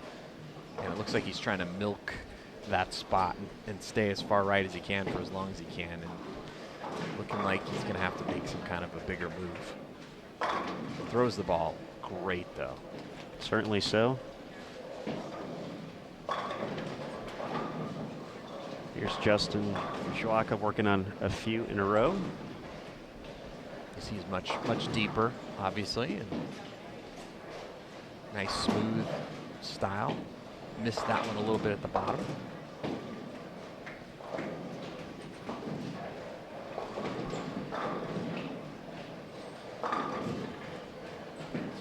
Tommy McNeil with another strike. Trips the 4. Gives us a little wink to the camera. He probably wasn't winking at us. Probably More not. to his legions of fans at home. Of course.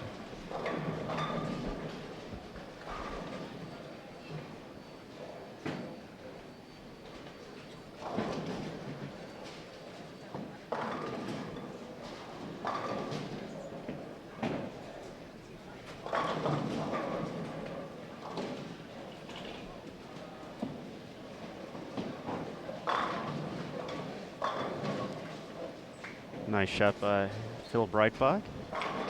Recording a strike in the 7th.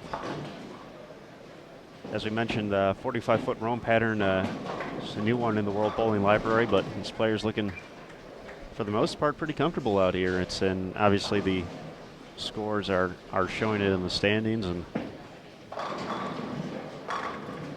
you know, that makes sense, because a lot of these players, they have experience bowling on sport patterns, but typically the majority of their bowling is being done on, you know, league patterns where they have a lot of hold, and their tendencies usually are to miss left, and this pattern is the one out of the group which will give you the most hold.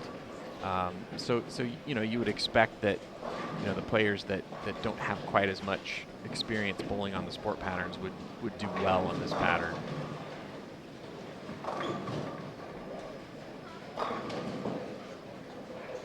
we just had a note in the chat from Sean Doyle, who I believe is Cameron's father. Cameron will turn 18 in less than a week. So happy early birthday, Cameron. He can vote. I'm sure that's what he's looking forward to, I know. turning 18. Yeah. Yes, the voting process. I wonder if he's going to vote for Trump.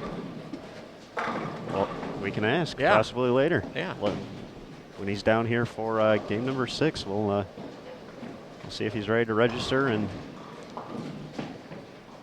Which party? which party Yeah. to represent. And Yeah. Yeah. Tommy misses way in on that one. There's not that much hold, Tommy. There's some, but there's not that much. Can't get too crazy with Yeah. it. Edwin looks like he needs to make a little bit of a jump left. Need to get himself somewhere in the range of where Justin's playing. His last few shots have been high.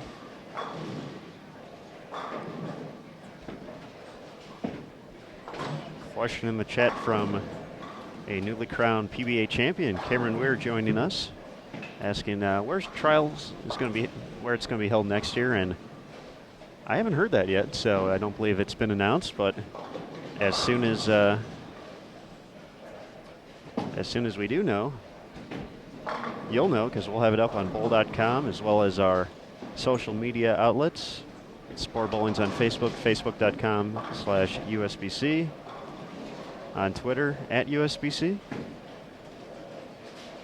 Interesting. I wonder why Cameron was not participating in the tournament this week. Maybe he can fire in a let us know. We'll have to wait and see. Maybe he's asking because he wants to compete next year. He would certainly be a contender right away. He probably hadn't seen Star Wars yet, and he just needed to see it this week and decided not to bowl.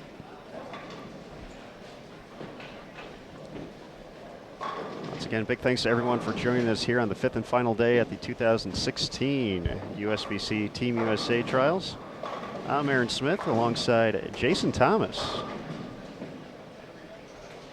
Here behind lanes 57 through 60 at Gold Coast Hotel and Casino in Las Vegas. A big shout out to Mike Kaufman and his crew for just making the week so easy for us and for the competitors as well. Mike's crew always does a great job. Mike's head of a few bowling centers here in Las Vegas, part of the Boyd Gaming group. So we have Gold Coast, the Orleans, Samstown, all kind of under one major company, and Mike's in charge of those, and we've been to all those places before and have always had a spectacular time. So once again, big thanks to Gold Coast.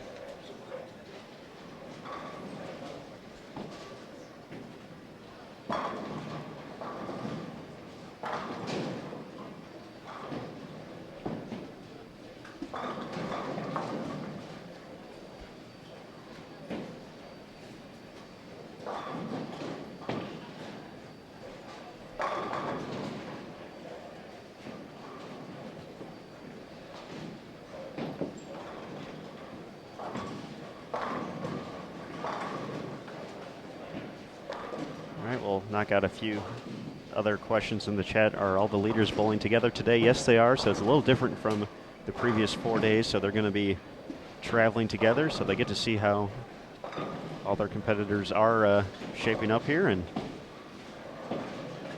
also get to join us all on Bowl TV at the end of the day.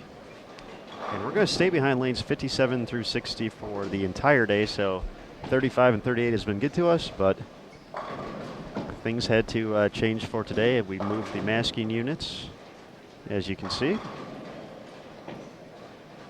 Well, we didn't move them personally, but Damon Sirocco and we supervised it. We supervised from afar because we're important, so we can't be doing everything. Another great question: when is the stepladder finals of the U.S. Amateur? That's going to take place at 10 a.m. Eastern.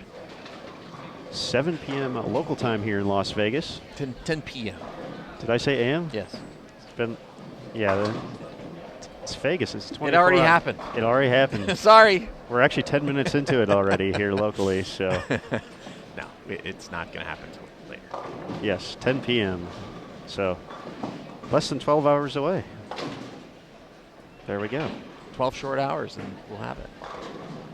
But of course, that's going to be an exciting time. We'll have the top 3 advance, so we'll have the 2-3 matches going simultaneously. The higher seed gets to pick the pattern, and then we will have the men's and women's final held separately. So one match will start it off, then we'll have the other match, and then when it's all said and done, we're going to introduce Team USA live here on Bowl TV and Junior Team USA. Can't forget the kids. So definitely an exciting day. You'll definitely be looking forward to that tonight.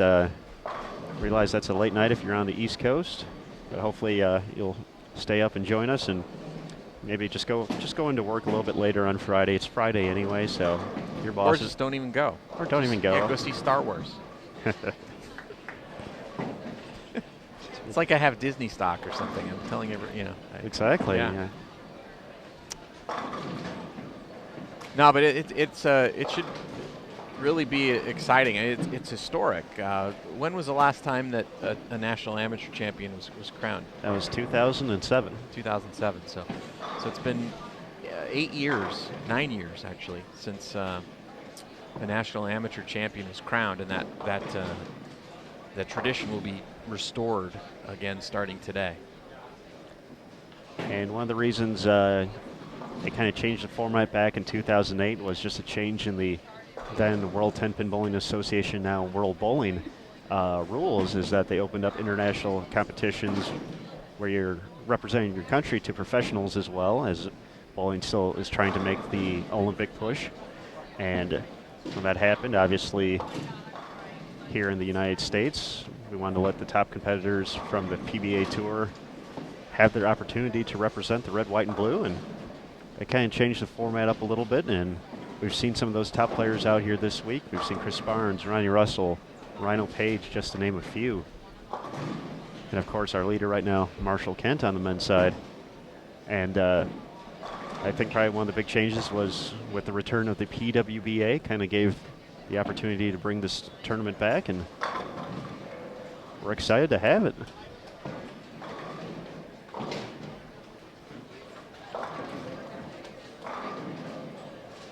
It's a great shot there by Ronnie Fujita for 3 in a row. He can get to 259 this game.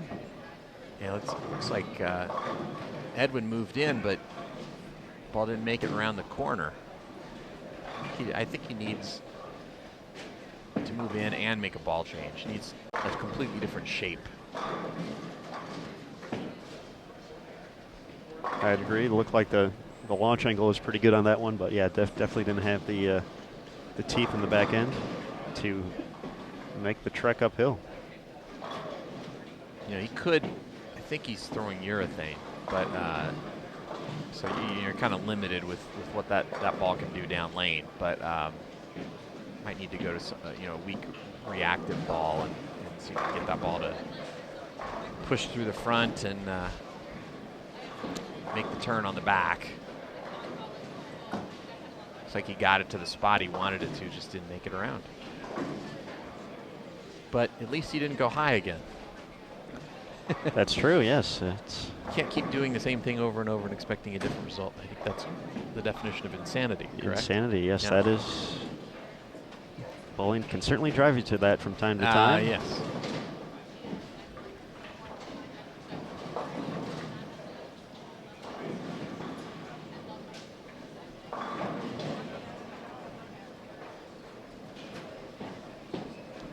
All right, Dustin Zenner in the books over on 59 and 60, a nice 224 effort.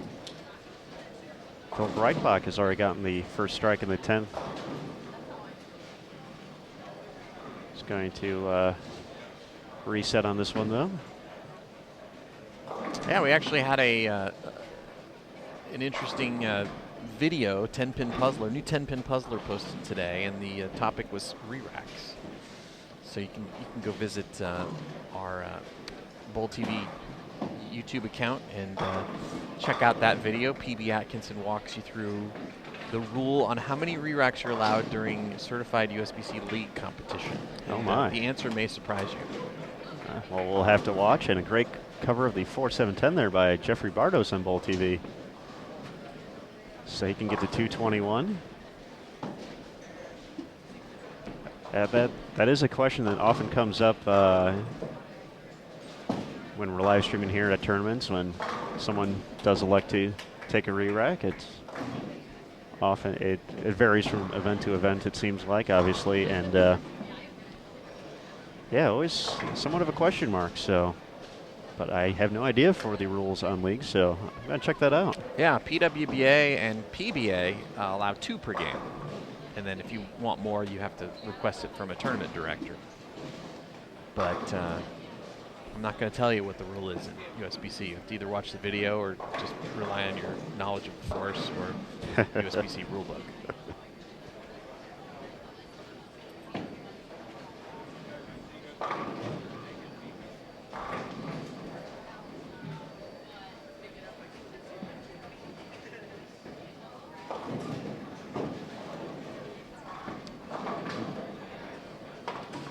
Jeffrey Bardos gets to 220, so some nice scores over on 30. Or see, I'm stuck in. Yeah, you're still over on the other. I finally did it. End of the house. You know what? I don't think I've called the 2015 Team USA Trials, but I just got the lanes for. I'm used to that being 37-38. But some nice scores on 59 and 60. I'm sure there's some good scores on 37 and 38 as well. But you're like Troy Aikman. You like to dwell on the past. I like to dwell on the past, yes.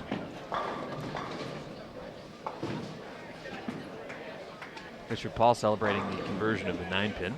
He's happy, got the 200 on the nose, so I think that was the goal there. So big smile on his face. And he high fives Aaron Smith. I know, that's my first one this week. Nice. So it only took 5 days, but.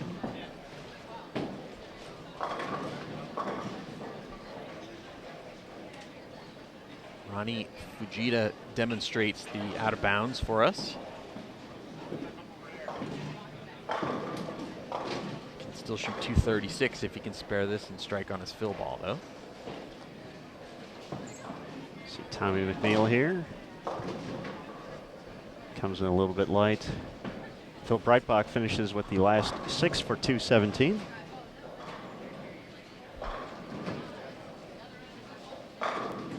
And Tar Howard's got a fill ball left. He can get to 212. Here's Mark Curtis. Looks like there's a little hang spot on that right lane. I've seen a bunch of players get the ball to what looked like the right spot and then just kind of labored to make the turn around the corner. And it's probably due to, you know, some adjustments being made mid-game. Front part started to burn up, and you make the adjustment, and then the ball doesn't make it around the corner. You've got to decide, do I want to throw the same ball and try to tilt it a little more, maybe soften up my speed a little bit, or make a ball change? Or do all three. Or do all three. Plus some other adjustment that you make subconsciously, which is what I would typically do when I bowled and end up leaving a washout.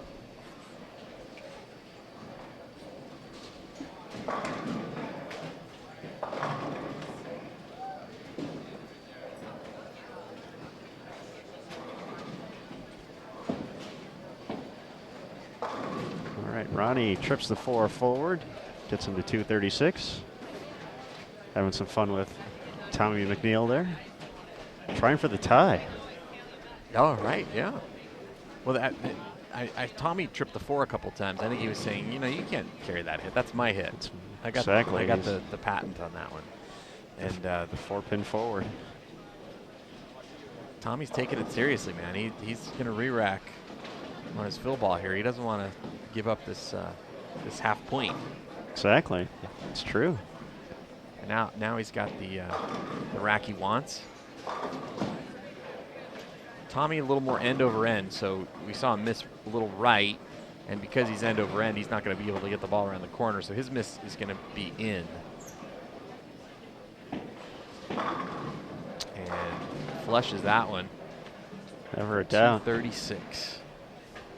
So everyone above 215 on 59 and 60, so nice overall effort there here in game 3. Mark Curtis finishes with 177. Edwin, rough game for Edwin, but still get to 150. Yeah, he actually started off the game with a couple strikes and then just ran into some transition. And he's a lot further right than everybody else. So we'd mentioned he needs to make a much bigger move and probably a ball change.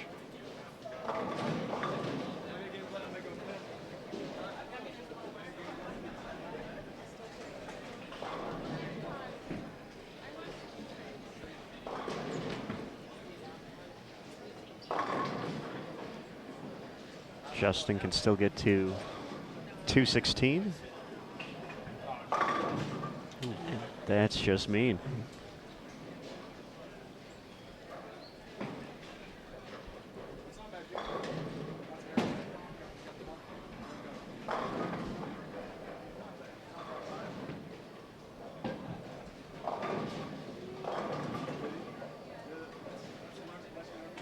All right, we have some of our competitors making the trek down here to the high end. Edwin looked like he jumped way left and tried to get a look at something different, and obviously that didn't work. But it's information, you know, it's more information.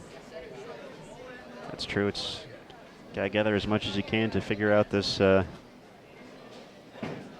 invisible challenge you're taking on. I mean, knowing what doesn't work is almost as useful or as important as knowing what does work. In fact, when I would bowl, that would be part of the process. You want to find out what you can and can't get away with, and then that might dictate, an adjustment you make in your physical game or how you play the lanes, what ball you might want to throw. You might want to throw something that you can get away with missing in versus missing right. All of that information is valuable. Certainly so. And for Terry Bigham tuning in, I hope you're paying attention to that for your next round of our employee league. That's right. Terry's a sneaky good bowler. I think he sandbags a little bit, and then like right when the league is coming down to the wire, he pulls out his 700 series and ends up kicking everybody's butt. That seems to be the case usually. So thanks for checking in, Terry. Now you can get back to work. And Terry is our director of communications, and he's directing a lot of communications today. He was busy man. So I guess he could take a break for like maybe another minute or two, and then he can get back to it. So, all right, Justin Chewacka finishes up with 201. So that's going to do it for game number 3. We're going to transition to game number 4 here in a moment, Jason. Yep, we'll be back with more coverage from the 2016 USBC Team USA Trials here on Bowl TV.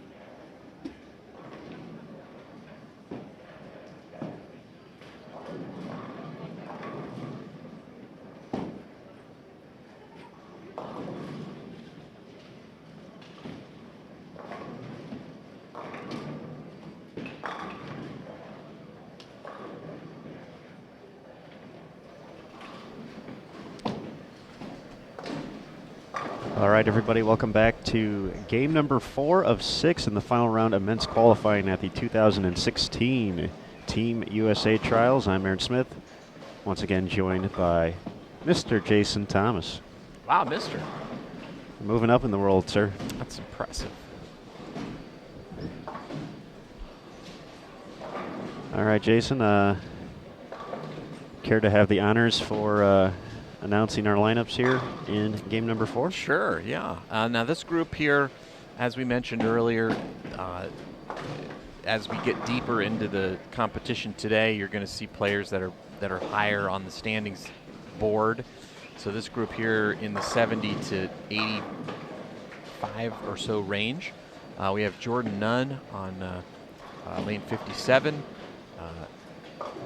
Jake Provenzano on 57. Actually, just threw his first shot on 58 there. Franklin Snodgers is on. It's actually he has a Snodgera? Snodgrass. Snodgrass. There's a missing letter up there. Yes, so that's tricky. That's confusing. Well, so far going about as poorly as possible with the pronunciations. Randy Cote is on the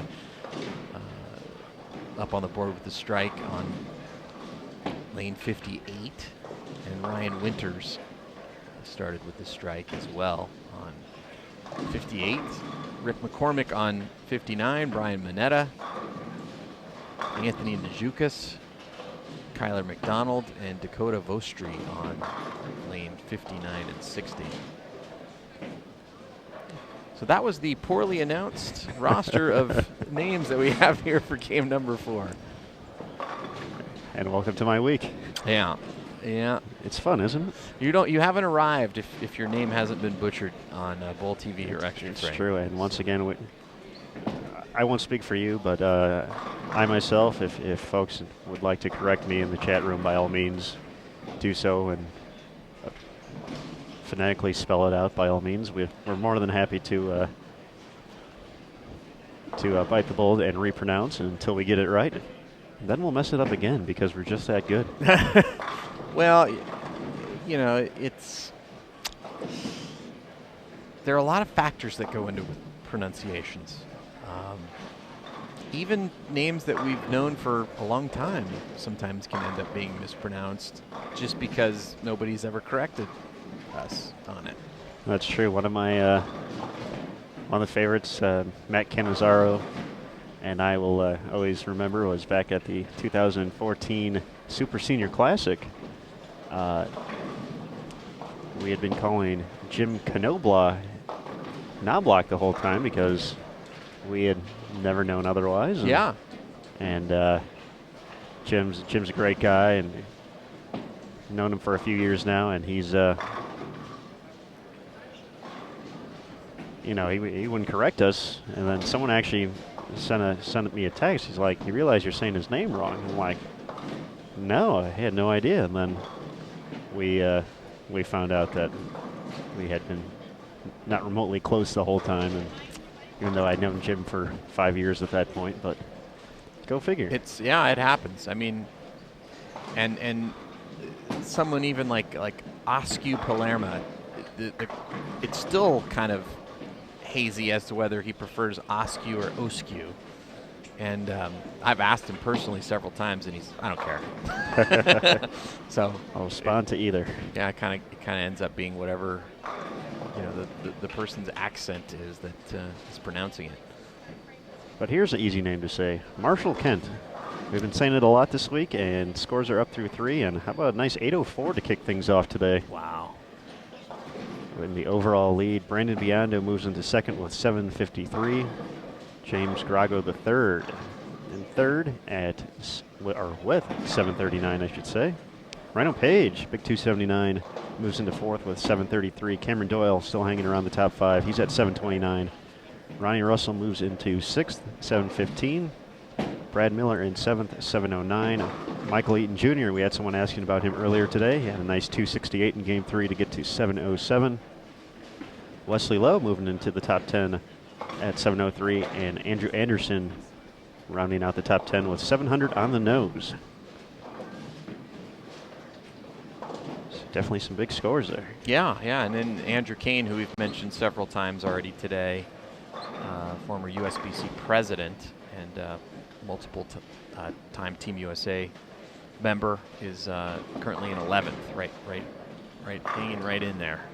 And I was a little curious to see how the lefties would do today. Longer patterns tend, especially as the block goes on, to not be as favorable on the left side, but so far so good for the lefties. You've got a couple of big name lefties right there in the top 15 out of the gates here.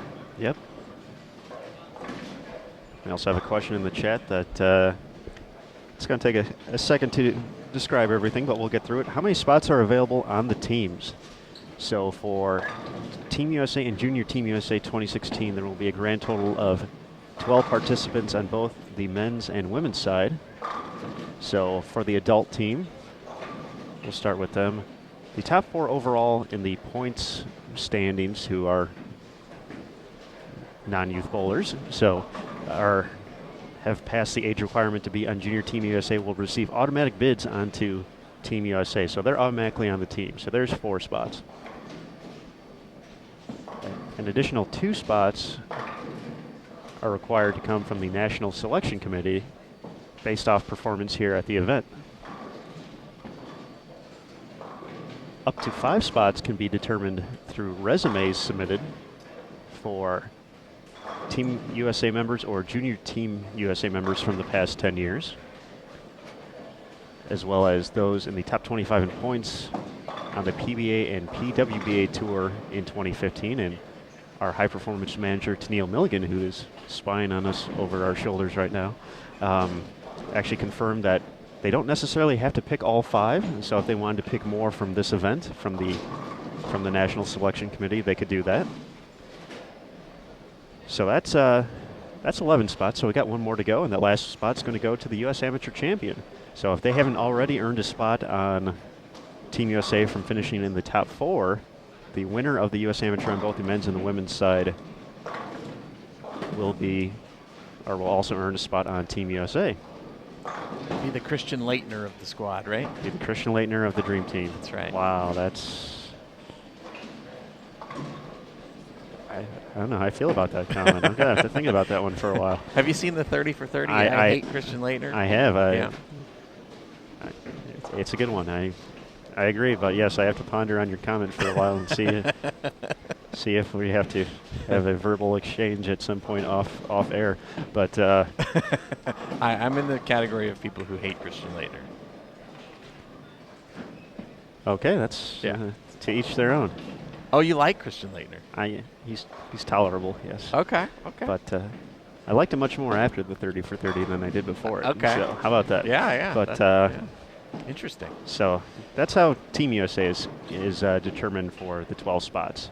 For the Junior Team USA, it works a little bit differently because 6 of the spots on both the boys and the girls team have already been determined through the Junior Gold Championships in 2015. So those spots are already taken. You can see those on the standings. The bowlers who have JR next to their name already have a spot in 2016. So only 6 spots on the junior side are going to be selected here.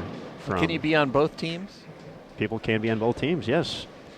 Cameron Doyle, for example, last year for winning tour trials and getting to represent Team USA at the World Cup as well.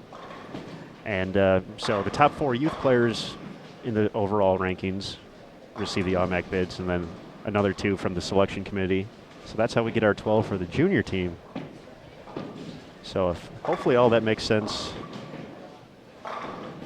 I got most of that from the rules listed on bowl.com/Team USA Trials. So feel free to check that out as well for a much more technical way of saying everything. So hopefully everyone enjoyed that.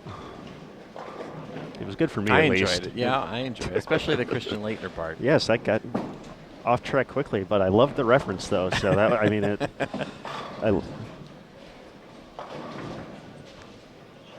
yeah, that's. Well, it's exciting when the announcements are made. Oh, absolutely. You can feel the tension in the building, and people really want to be on this team. And it's a huge honor to be able to represent your country. So definitely stay tuned tonight to see who makes the team, and again to see who wins that national amateur championship for the first time since 2007.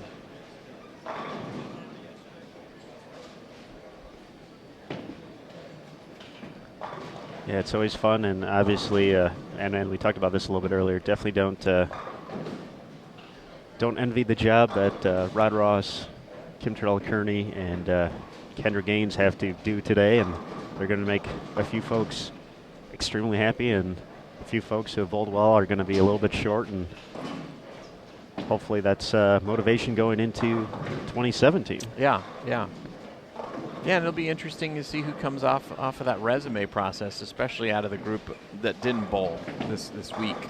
And then, you have the other factors that are, as well as the announcement of the retirement of Liz Johnson and Bill O'Neill from Team USA. That was a story that came out earlier this week, and obviously they have their reasons, and I'm not sure Liz could ever top what she just did recently. That's maybe true. That might be part of the reason why she's decided, that this is it. She certainly has a international resume and a domestic resume, and everywhere around the world resume that's second to none. Well, she's definitely not retiring because she's lost her skills. Certainly so. Dominated PWBA Tour this last year, won Player of the Year, and has dominated in international competition. So I think it's just a matter of a lot of things, just maybe wanting to cut down on the travel schedule a little bit, and maybe feeling like she's already accomplished everything she's wanted to accomplish internationally, and maybe focus a little bit more on the tour, which is a good way for her to earn some extra income. Also, a few more, as you mentioned earlier, a few more stops this year on the second year of the comeback of the PWBA Tour, so up to 14 stops, I believe, total. 14 total, and a major was added, the PWBA Players Championship, so some extra prize money available for, and that would be a members-only event, so it should be an exciting season. We're definitely looking forward to it. Starting a little bit earlier this year, kicking off at the end of April in Las Vegas, and definitely going to be a fun summer of bowling.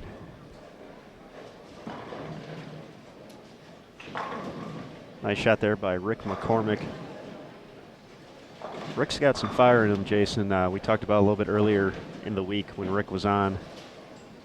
And you can actually find it on our YouTube page if you go to the Junior Gold Championships list of events from 2015. And Rick was actually part of a roll-off to make the top 16 at Junior Gold this year. It's a one-game roll-off, and Rick unfortunately lost the match, but talk about a show.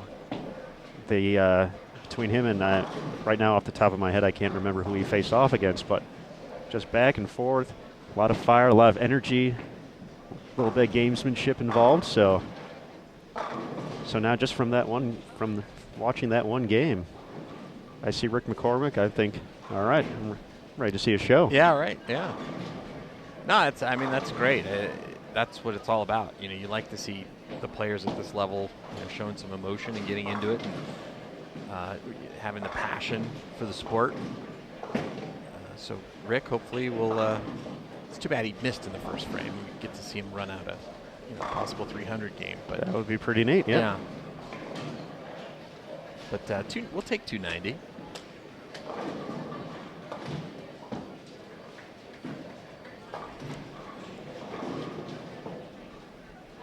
Yes, I've unfortunately am 0 for on the week with folks around and on the live stream who have put together a few strikes in a row. So we're still looking for that first one on Bowl TV from the Team USA Trials. Hopefully it happens today. Christian Miller in the chat says Tyler Perry, and that does sound correct for the young man who faced off against Rick McCormick in that roll-off. I had forgotten his name, so thank you, Christian Miller. Much appreciated.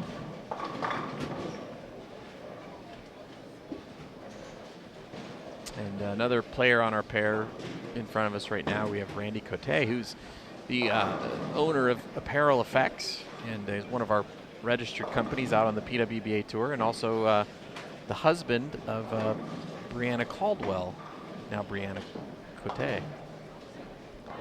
And they're both bowling here this week. They are both bowling. So it's Cote.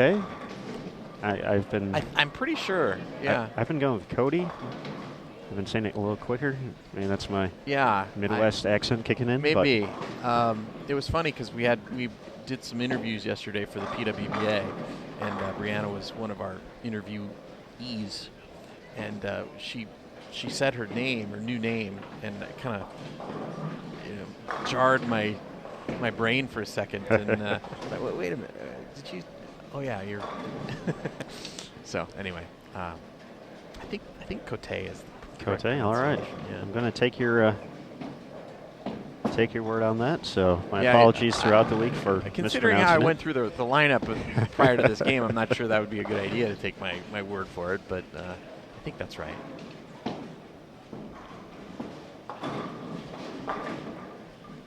Either way, heck of a nice guy, and obviously one of the big supporters of the PWBA Tour as one of the registered partners in the apparel category.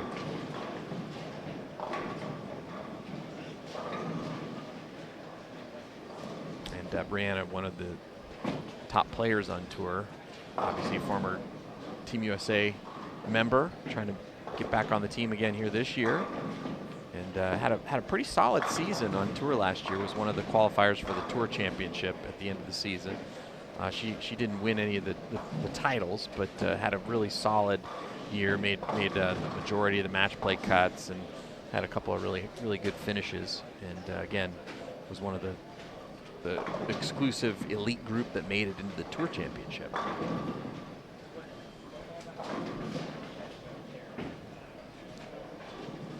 Brianna's still waiting for that real breakout performance on the tour, and I fully expect to see her in the winner's circle sometime soon. She led a few events throughout qualifying this year, and it's going to make the leap soon. Yeah, it's a progression. We've talked about it a little bit with Rhino Page coming back from injury, but it's also the same if you're a player that's experiencing things for the first time, and you have to a lot of times have to build the confidence that you're able to get a check and then make the match play and then make the step ladder and then win. So Brianna's going through a little bit of that. Obviously, she's got the qualifying part figured out pretty well. So I wouldn't be surprised to see her in the winner's circle, in 2016.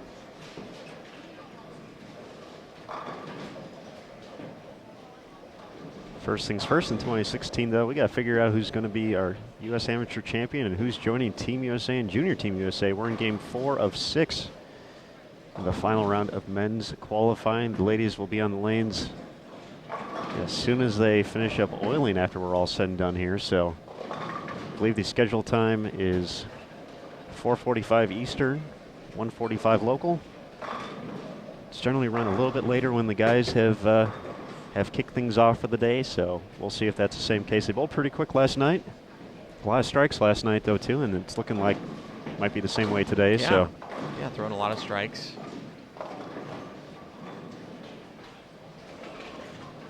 One shot takes less time than two.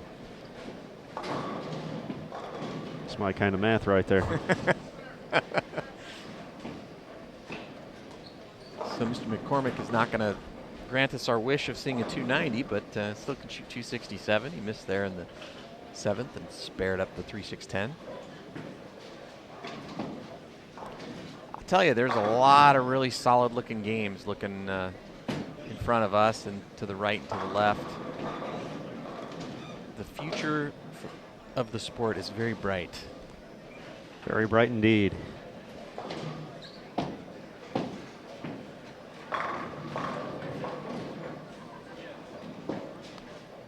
And Anthony Najukas. He's the brother of Amanda Najukas, who was one of our junior gold champions from 2015.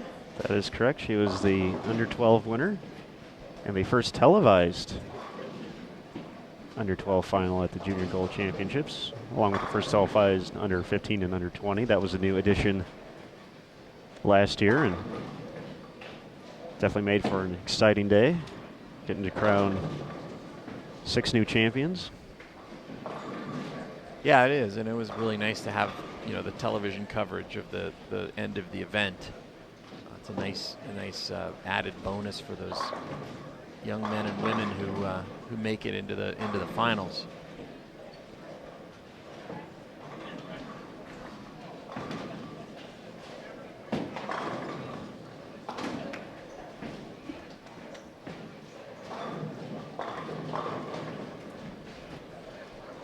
Got some good scores again here on our featured pairs.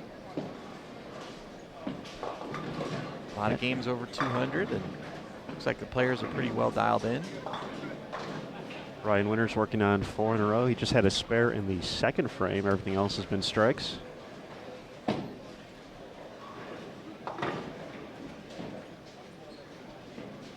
then even more so than we saw last game, these players all tending to play very similar parts of the lane. They're all in there between third and fourth arrow, getting it out to between.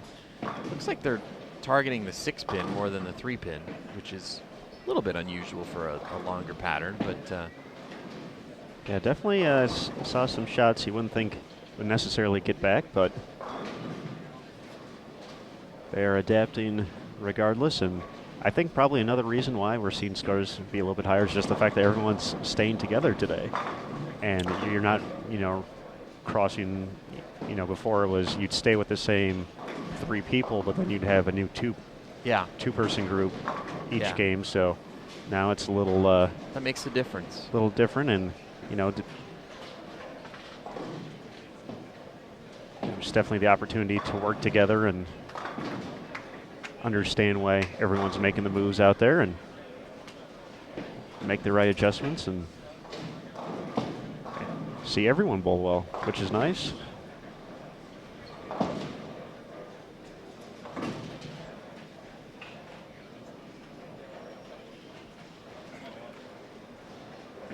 And you know, the other thing too is you tend to bowl to the level of the players on your pair. So you see a lot of times, you know, a pair will bowl well together, but they'll also struggle together. And when, you know, somebody or more than one of the players on the pair figure it out, a lot of times you'll see it lift the competition level of the other players on the pair.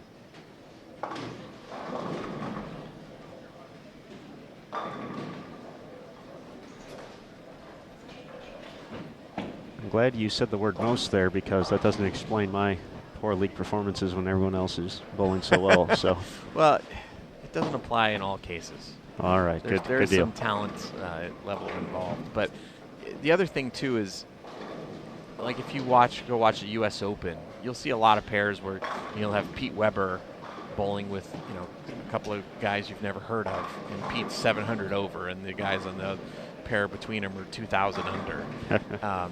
There's a much bigger difference in talent level you know, in that situation than what we have in front of us now. These guys are all very talented players, and you know, you're seeing you know, the playing field a lot more level in this kind of competition than you'd see, you know, at a U.S. Open. I don't think you're bowling this event, you know, for the experience. You know, you're bowling it because you want to compete. Whereas a lot of people bowl the U.S. Open because they just want to say, I bowled the U.S. Open before. That's true, yep. And maybe don't quite, you know, belong from a competitive standpoint. But, you know, you got to give people credit for going out and trying. Of course.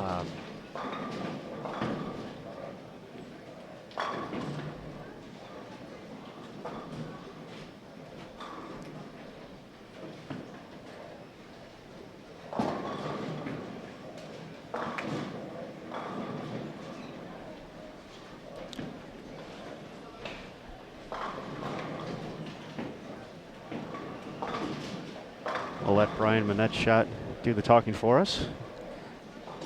Yeah, Makes it 4 in a row. Just solid games. You know, just got the ball nice and clean up to the top of the swing and zipped it through, and there's not much wrong with that game.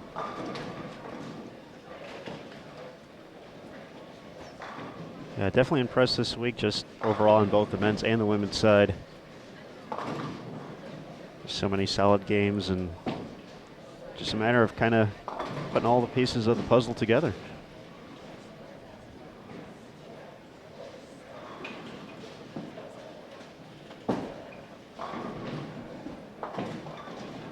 I like Anthony Najukis' shirt.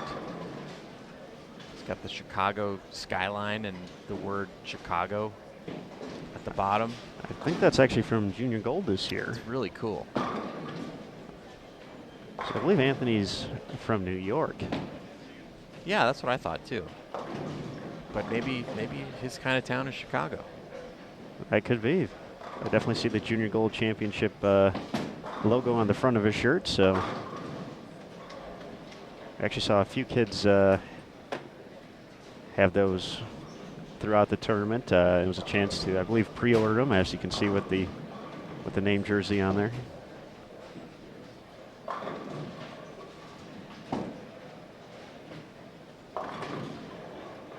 But yeah, definitely cool. Enjoy the skyline. Miss the skyline from my days back in Northwest Indiana. Yeah, there's not much of a skyline in Dallas. Nah. It's just kind of flat.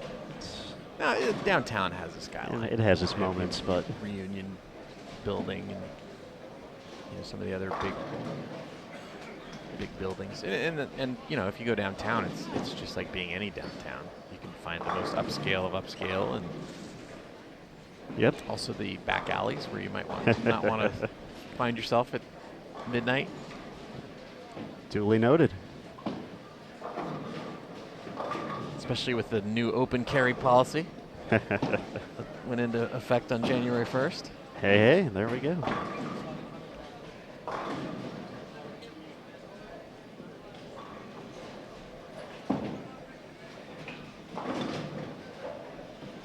I got the hard two. Yeah, definitely need a little bit of luck to convert the 2A10 out here this week, or any week.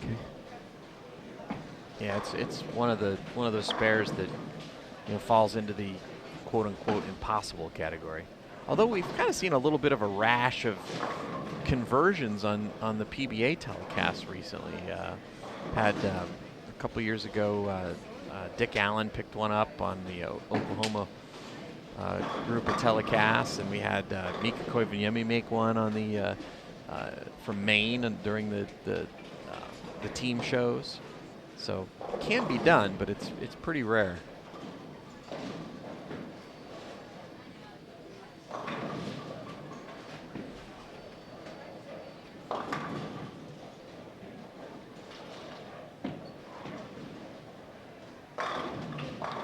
Great shot from Kyler McDonald. No doubt about that one. Yeah, once again, looking around, as you said, looking at a lot of nice scores here.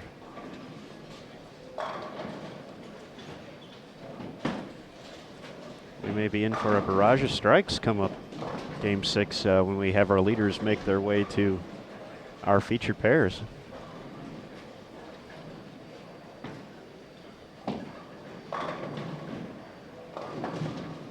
Probably also have a pretty good idea of who's going to be in position to take the overall daily lead and win team trials and earn their spot on Team USA and the chance to bowl the Quebeca AMF World Cup in 2016,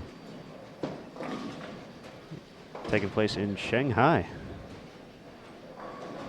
Now, for the stepladder finals coming up later tonight, the pros would be exempt from that. They would not be eligible. That is correct. So that's anyone in the standing sheet who has the pro by their name would not be eligible for that. So, for instance, since you have it open right now, oh, that's the daily. Let's take a look at the overall. There you go. So right now, Marshall Kent is leading, but as a professional, he wouldn't be eligible. So we'd actually go down the next three, or we'd go down Cameron Doyle, AJ Chapman, and Rob Gottschall right now would be the three for the U.S. Amateur on the men's side. Certainly a lot can change, though, in the last 3 games. Be exciting to see.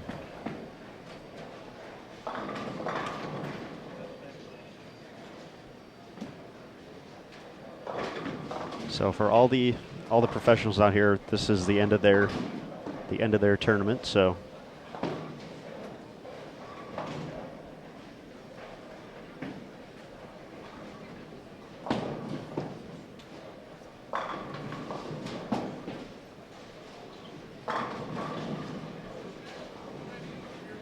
and just a general point, since it may come up later today, since we have one player on that list who has both the pro designation and a youth designation in the top 10 right now, Anthony Simonson. Anthony actually just turned 19 yesterday, and we talked about his success recently on the PBA Tour, nearly making the show at the U.S. Open, and just been having a fantastic bowling year in 2015. He would still be eligible for Junior Team USA because it's not necessarily based off your membership with the USBC. It's not adult memberships versus youth memberships. It is just age-based. So Anthony, once again, just turned 19. So still eligible for Junior Team USA. And that's still the case even though he's a pro? It's still the case. Interesting. So that's also works in the opposite way as far as how young a player could be to compete at this event. They have to be old enough to, at least if they were to qualify, be able to compete in international competition. That age is 13. So that's those are the ranges. I'll actually pull up the rules to get the specific verbiage.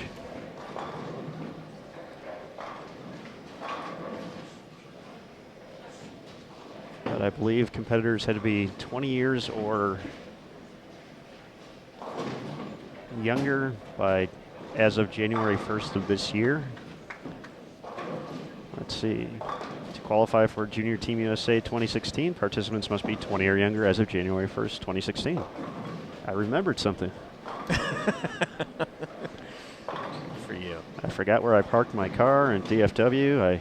Yeah. I barely remember my room number from night to night, but I remember that. All right, there we go. That's probably why you can't remember your room number. Exactly. It's all been pushed out for Team USA Trials and US Amateur information.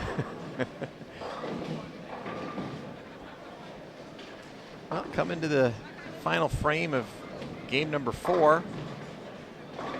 Randy Cote can shoot 227. Jordan Nunn in the books with 204. Jake Provenzano, best he can shoot 190 up here on lane 57. Rick McCormick finished up on the pair on our right with 255, and Kyler McDonald with 216.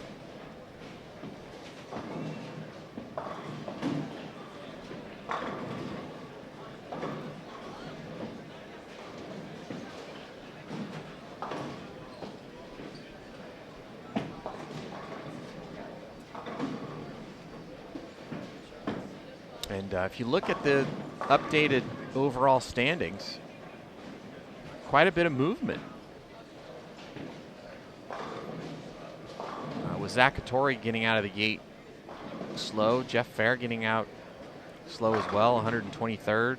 He's dropped all the way down to 13th. Zach Hattori down to 10th. And on the other hand, Andrew Kane has gone from 9th to 4th. Ronnie Russell making a big move up to 6th. So could get interesting. There might be a little bit of math involved coming down the stretch here later. That's a couple of games. That's crazy talk.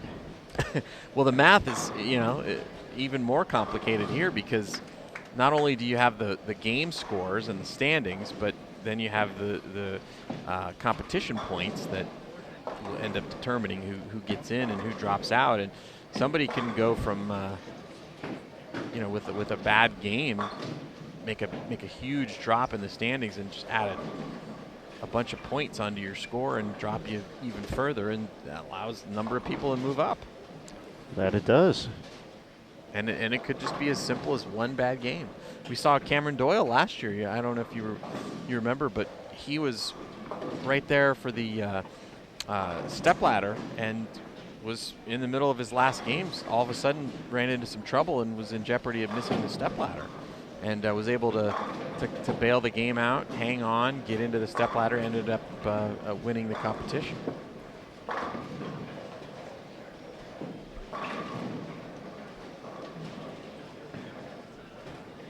Jake Provenzano finishes at 177. Kyler McDonald 216. Dakota Vostri 219. Brian Minette gets to 221 with the single pin conversion here. Don't think Ryan Winters was expecting that last shot to strike. Got the ball in a little and falls back and ends up high flush. So he can shoot 259.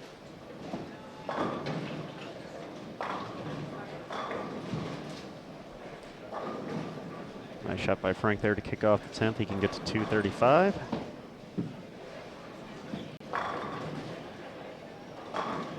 Frank Snodera? As you so gracefully put earlier today. Or Snodgrass, if you want to pronounce it correctly. Frank, a very good player out of the state of Michigan. He's had some success at the Open Championships.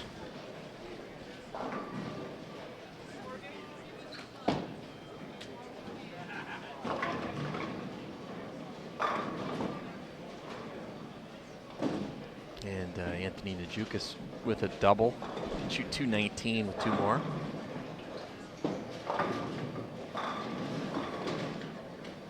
That's the old, make sure you don't tug it as much as you did on that last one. And that's right. He didn't. Talking about Ryan Winters there. Still shoot 249 though with the conversion.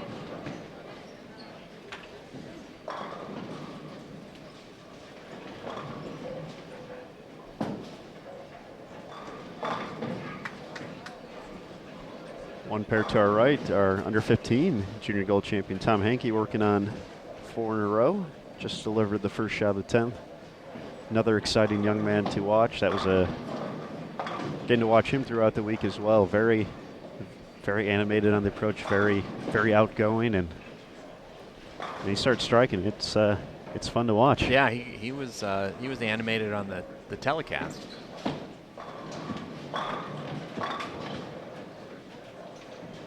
Anthony says, "What's 7-9? Get out of here. Get out of town." Ryan Winters finishes up with a great 249. Frank Snodgrass 225, and Anthony will have the honor of wrapping up game number 4.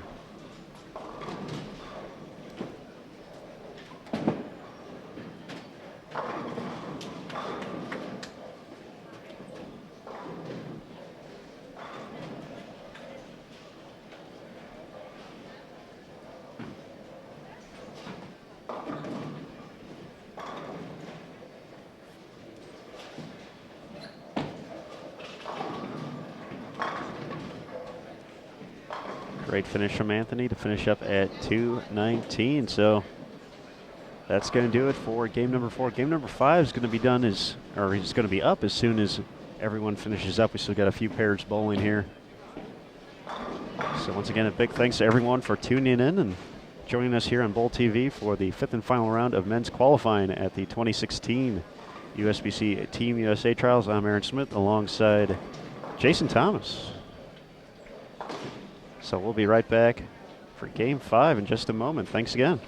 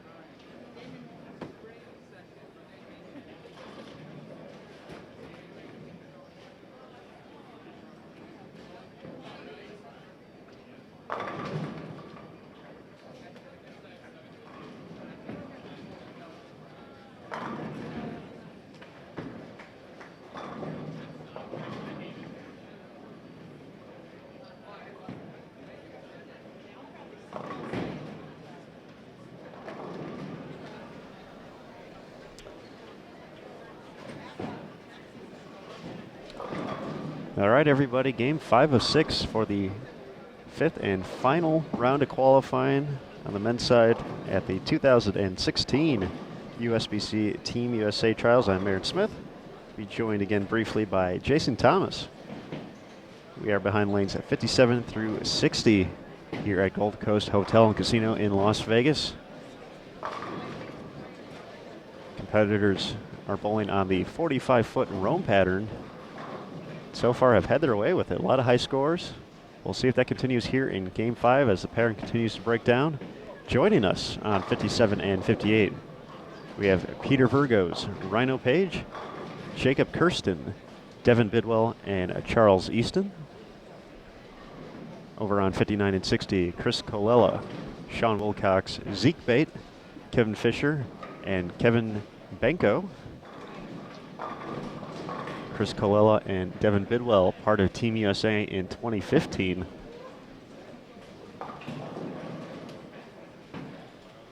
Rhino Page spent 7 years on Team USA from 2004 through 2010.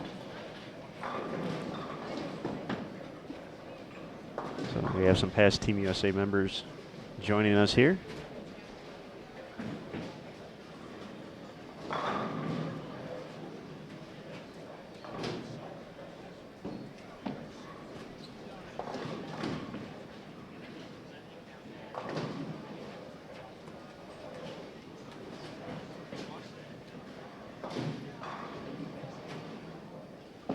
Scores are up through game number 4. Marshall Kent still leading the way.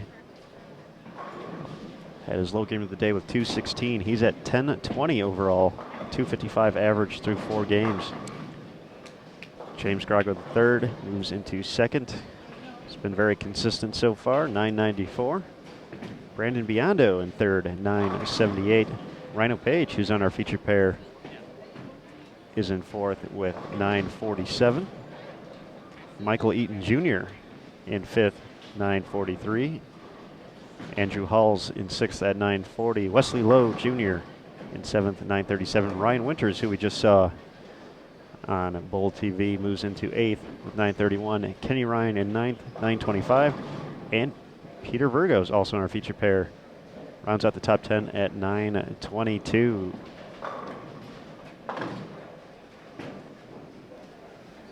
Welcome back, Jason Thomas. Thank you, sir. Just visiting with some of our fans here at Gold Coast, talking some bowling. Excellent.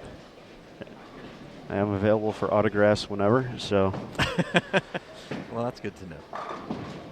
And now a new look at our overall rankings through Game 4. Marshall Kent still coasting right now. He's got a total of 37 points. Cameron Doyle still looking solid. He's in 11th for the round now, in second with 51 overall points. A.J. Chapman's in third, 69 points. Rob Gottschall in fourth, 75 points. Chris Vye rounding out the top 5 with 93. Andrew Kane in sixth with 99. Ronnie Russell in seventh with 104. Anthony Simonson in eighth, 107. Wesley Lowe Jr. in ninth, 125. And Jeff Fair rounds out the top 10 with 145.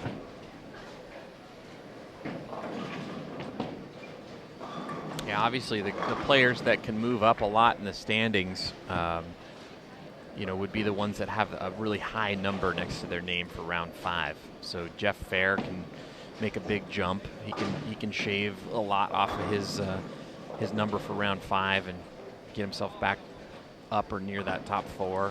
Zach Attori is 123rd in this round, and man, he can really move up a lot if he has a couple of good games here these last 2, and he really needs them. Zach's been so solid all week. Same with Jeff, and I wouldn't be surprised to see two big games out of either of them, with so much at stake here. The final two games.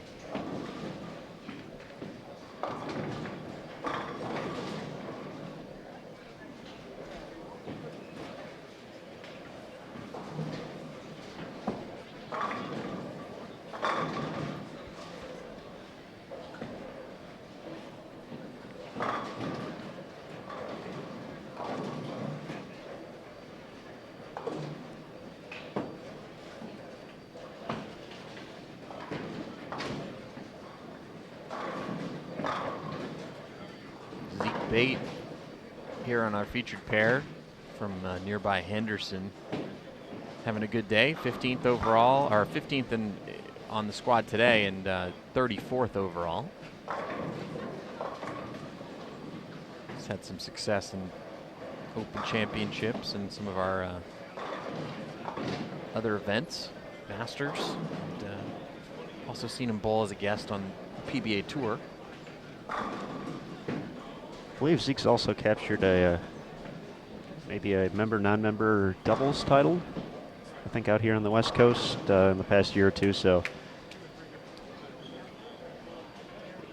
it's fun watching Zeke. That was my shift when he posted his winning score in singles at the Open Championships back in 2013. You mean you bowled on the same squad? I was working. Okay. I was working. So Matt had taken the night off like he usually would, and then I worked the night shift. So Zeke was bowling the 11:30 squad. So came out of the gates firing, and a very memorable 10th frame for Zeke. Hitting the full range of emotions of disappointment to relief. I'm sure Zeke has heard this story plenty of times,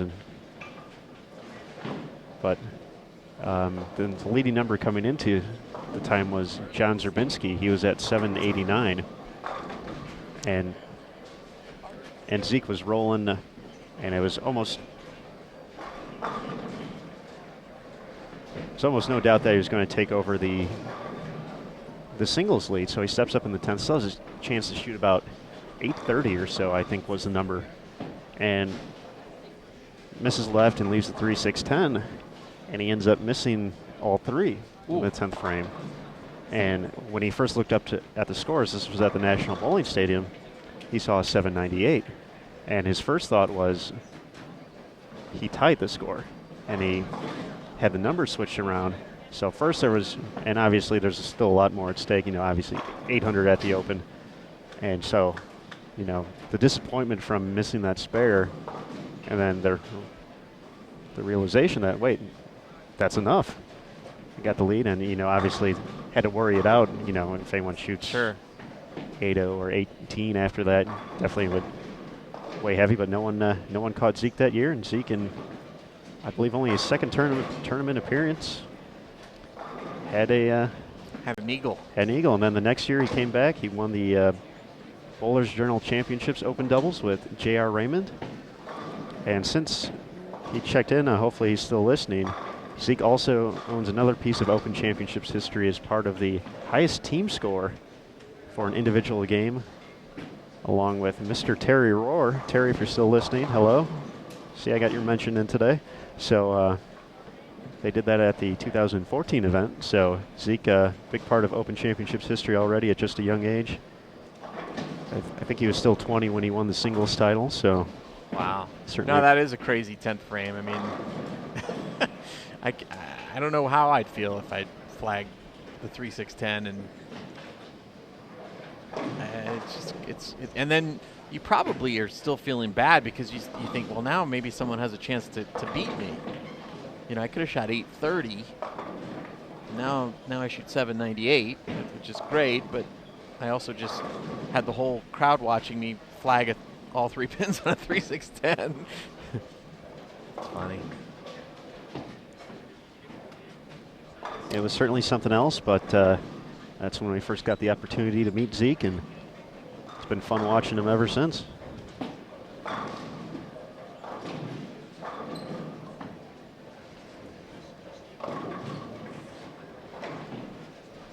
Sean Wilcox is a name I keep hearing a lot about, and we've gotten to see him around the live stream pairs a few times so far this week, and young man can strike a lot. Yeah, he's got the first 3 here in game 5.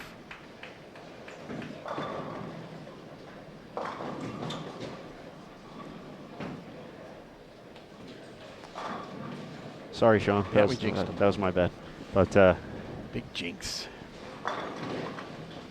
But yeah, it's been fun to watch him. He had the front 8 yesterday, I believe, not too far away from our live stream pair. We're just getting ready to move the cameras and before his streak ended.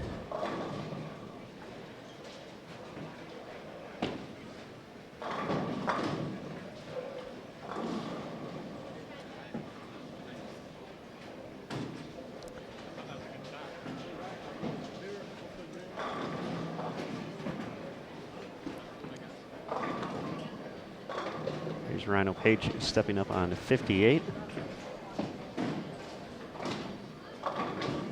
I've seen Rhino have to incorporate some loft the past few days out here when it's gotten down to this part of the day. He's been close enough to where you could see him throw a shot or two, and definitely a little different. But yeah, no, I mean, once those right-handers start to creep left, you know, you've got to find every way you can to stay in that little phone booth that the lefties are typically required to play in, and loft is one of the tricks to be able to do that. Great shot there by Devin Bidwell, former collegiate standout at Wichita State. As we mentioned, a member of Team USA in 2015. He actually represented the U.S. in the Pan Am Games this past summer, along with Liz Johnson. Well, you've got a lot of tidbits, Aaron. It's a wonder you can't find your room at the end of the day. Exactly. It's all this bowling knowledge. And yet there's so many simple things that just go wayside. Common sense is not one of my fortes. So, but bowling knowledge, I got plenty of that. So. You know, and when you're starting to give your bank password a Zeke Bates Open Championship score, you know your brain's starting to get a little fried.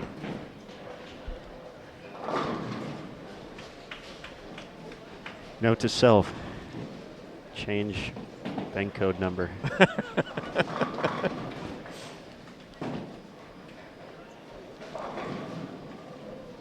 Just think of Spaceballs. What's the code? 1, 2, 3, 4, 5. Same code as my luggage. Is that my bank pin, or is that Zeke Bates 2012 all event score? Exactly. Can't remember.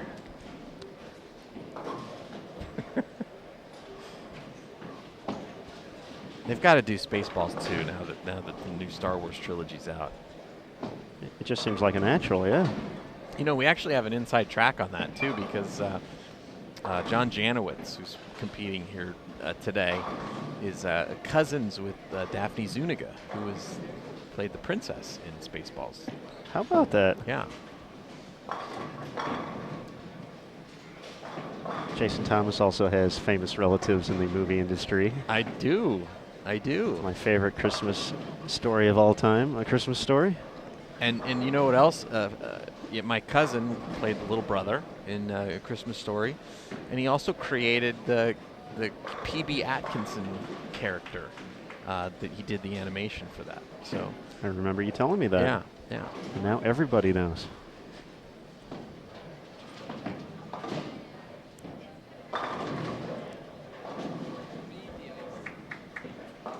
Devin Bidwell grew up in my hometown, Simi Valley, California.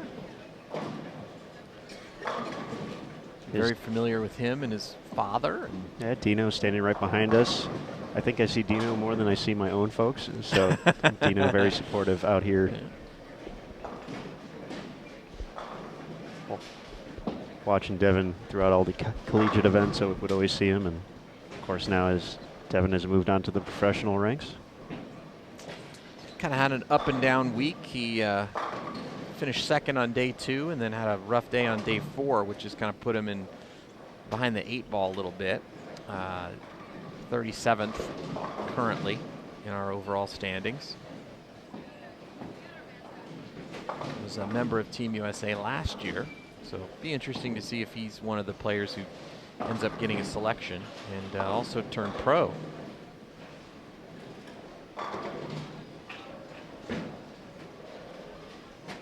Which, you know, it's another factor with that selection process. You know, if you're a pro, now you're being considered alongside fellow pros who turned in resumes. You know, people like Sean Rash and, you know, some of the other players that maybe aren't here this week, Tommy Jones,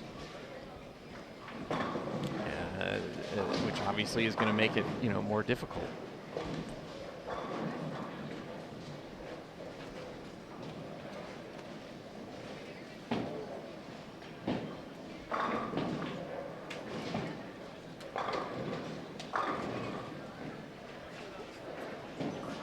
Rhino doubles up after leaving a Greek church on that lane in frame number 3.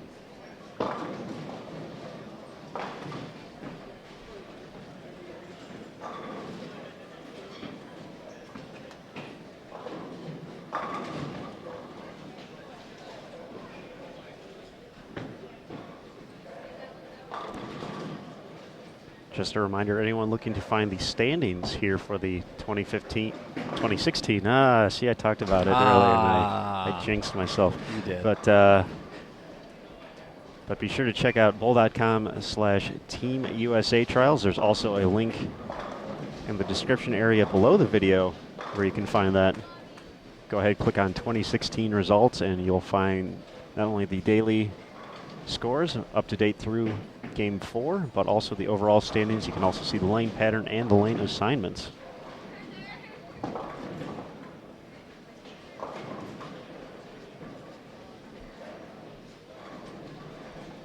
As we're oh so close to that deciding game to see who's going to earn the automatic spots on Team USA. We'll know the automatic spots on Junior Team USA as well when it's all said and done on the men's side, as well as who's advancing to the U.S. Amateur Stepladder Final. It's an exciting time, Jason Thomas. Exciting time. It is. We're here in the penultimate game, and one more, and we'll have some answers.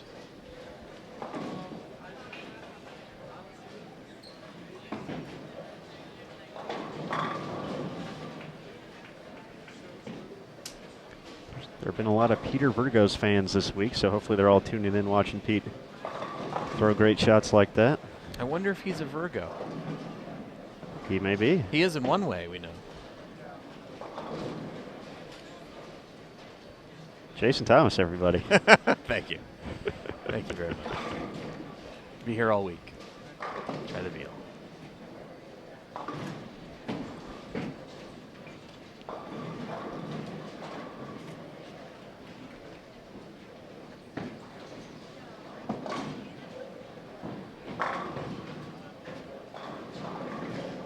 Nice shot there from Kevin Fisher. Looks like he's spared in the first and hasn't missed since then. It's a little tough here with the way the scoring works. It does cut off frames as we get deeper and deeper into the game. So we have to use our best. Well, you have to do math, right? So math too, but you have to add up the score of the other player and then subtract it from the total that's underneath to get the score of the player that you're looking for. That's way too much work. I just try and it is. Look as hard as I can at the scoreboards that are located in the settee area. Next time we'll bring some binoculars. Binoculars would be helpful. So.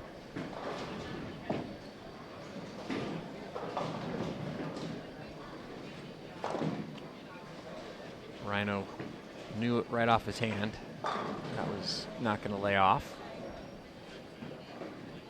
And once again pays the penalty for going high.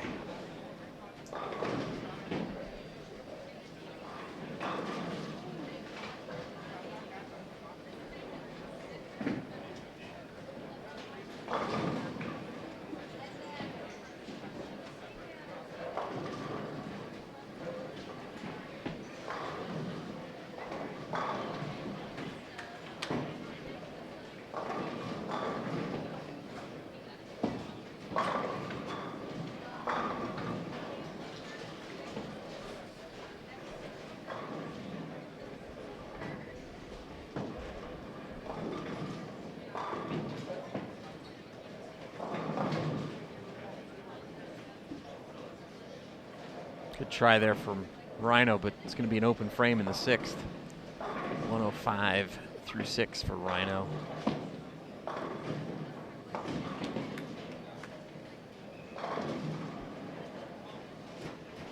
Currently tied for 24th overall. But he could drop because he's currently in 4th in today's standings, so a little bit of a rough game could move him down. Curious to see if he ends up being one of our selections. He's been on the team obviously a number of times in the past, both as an amateur and as a professional, and got plenty of international experience. He's been part of some of the great teams that we've had representing our country in the past, and been part of some of the most memorable matches as well.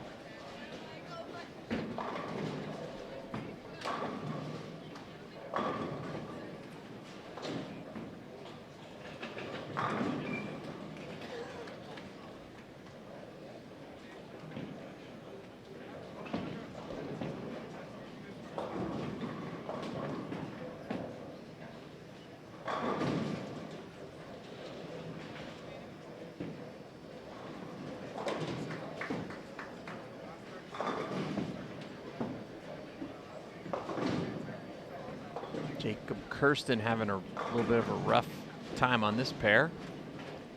A couple of splits in the 2nd and 3rd, and hasn't struck this game.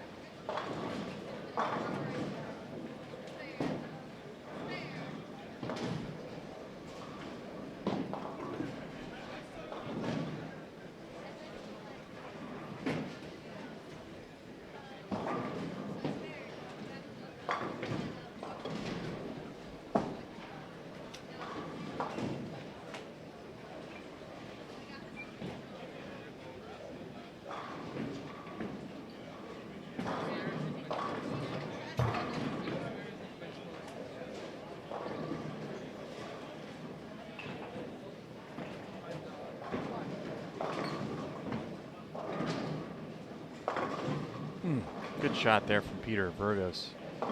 He's a fast 8. Sean Wilcox trying to catch a 3-bagger here and ropes the 9 out. It's fun to watch.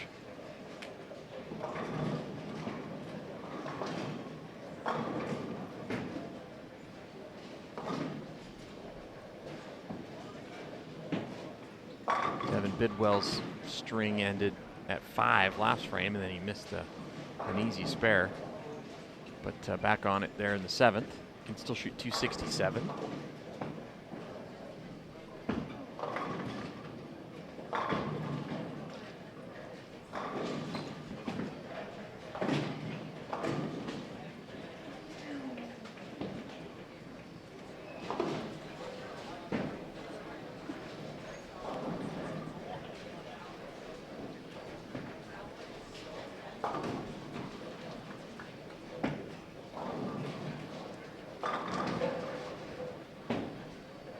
Great shot there by Zeke Bate.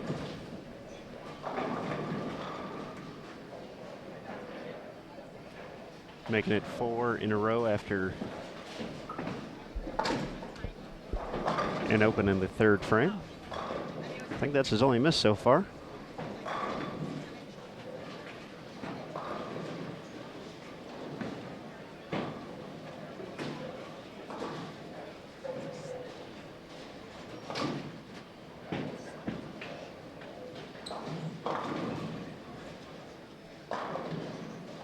I wonder if Zeke's parents ever thought about naming him Jail. Gonna guess not, but that's It'd be funny to think about. that would be, yes. That's once again I will defer. Jason Thomas, everybody. Thank you. Rhino Page with a big messenger in the 7th. Kevin Fisher showing a little emotion there. Makes it 7 in a row here on Bowl TV.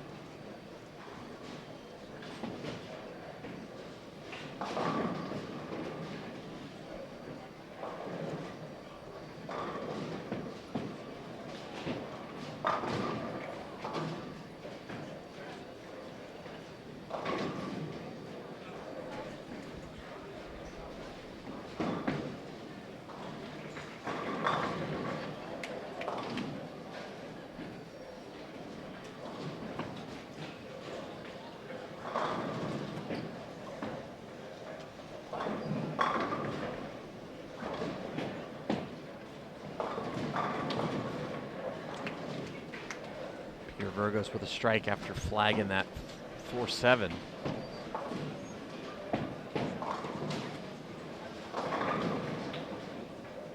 And another strike for Zeke.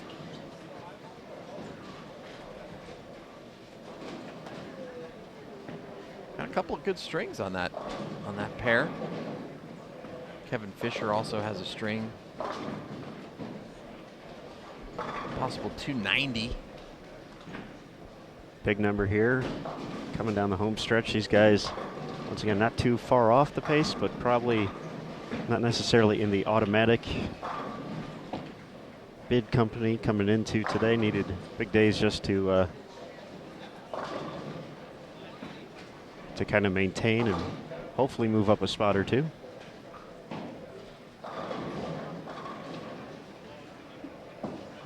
Be interesting to see. I still haven't looked at the lane assignments. I'm going to wait and be surprised to see which groupings are on 57 and 58 and 59 and 60. But we have consistently seen some big scores on 59 and 60, so maybe depending on how they broke them down earlier today versus 57 and 58, might be the better pair to hit at this point.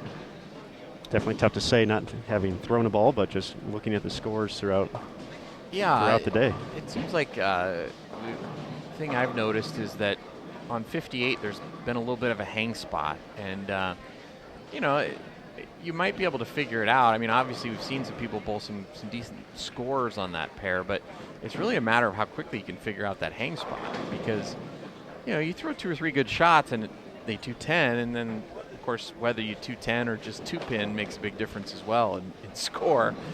But how you make that adjustment is everything. And then, you factor in the pressure of trying to make the team. Of course. You sometimes tend to want to try to play it safe and maybe make a little bit of a better shot rather than making a bold adjustment. And a lot of times that won't work. Yeah, it's hard to, and once again, depends on the player and their position coming into the last game. And some of these guys probably won't even look at the standings and figure out where they're at. But yeah, I mean, if you're in there, do you play it safe, or is it a matter of being aggressive at this point, trying to keep it going?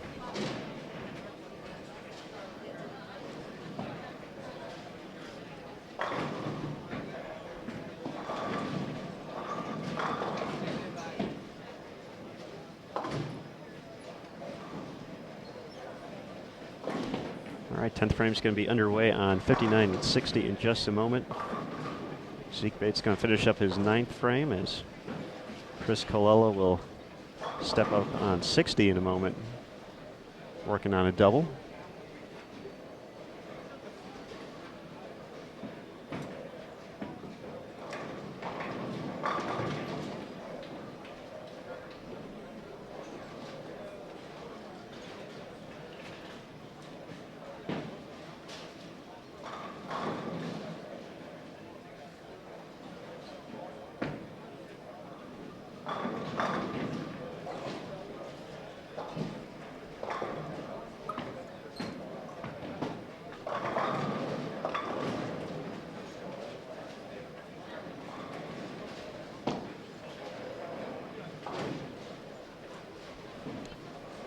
All right, we see Chris Colella already behind the ball return on the right lane.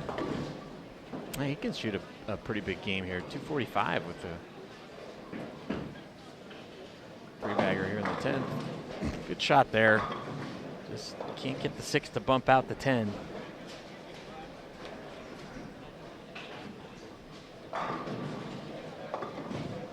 Colella's been a really good player out of Florida for a while now. Had a nice run at the Open Championships a few years ago. Ended up finishing 2nd in singles. And in 2015 won his first PBA regional, so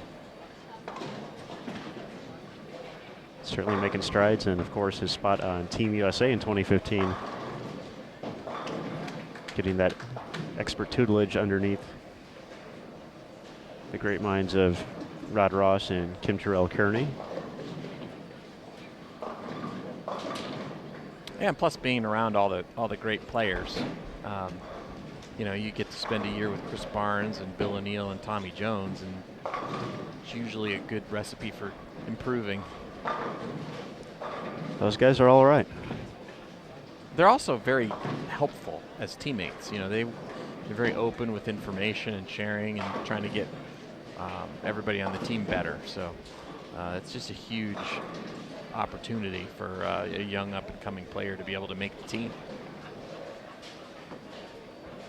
I think that's such an interesting aspect too with the addition of professionals, and that's something, you know, for the longest time they really didn't have to necessarily work with others, work with teammates, just because everything PBA related was individual, so you didn't necessarily want to give out any tricks of the trade and give your opponent an advantage that may cost you a spot on a show or a check or anything like that. But yeah, certainly it's, and that's the thing we've seen a lot at the Open Championships over the years, is sometimes you see a team on paper that just looks unbelievable and you're going to think, how are they not going to win or put up a huge number or make a run, or and then they struggle just because it's 5 really good individual players versus people who really know how to communicate well and work well and just make it all mesh. Yeah, I mean, there's a huge thing to be said for chemistry. I mean, you see it with golf and the Ryder Cup team every year. It seems like no matter how good the U.S. team is on paper, they can't beat the Europeans. And I think a huge piece of that is chemistry. Now, you know, the advantage of Team USA is that, you know, you're around that team for the whole year, you know, whereas with Ryder Cup, it's just one event. But, you know, it's really important to have a good team chemistry. And then, you know, once you make the team, that's why they do, you know, training camp and Team USA camp. And the players all come to the training center and spend time together and you know, get to be with each other and bond, and then they bowl, you know, the events. And you know, it's really important, especially if you have an influx of new players like we've had, you know, the last couple of years with all these young up-and-coming talents making the team. Just kind of being groomed in the right way and brought into the fold so that the team has great chemistry when they need to perform. It's 267 for Kevin Fisher. Nice game on the live stream pair. Very nice, and I've been corrected in the chat room, and that is I confused my Chris's. I was thinking about Chris Prather. It's Chris Colella, but Colella definitely on Team USA in 2015. So Chris Colella is actually from Maine, so not sure why I confused those two, but I just did, so my apologies, and thank you, Lucas, for, not the Lucas, but Lucas Vernon for pointing that out. I appreciate it. Would rather have it right than continue saying wrong things, so thank you.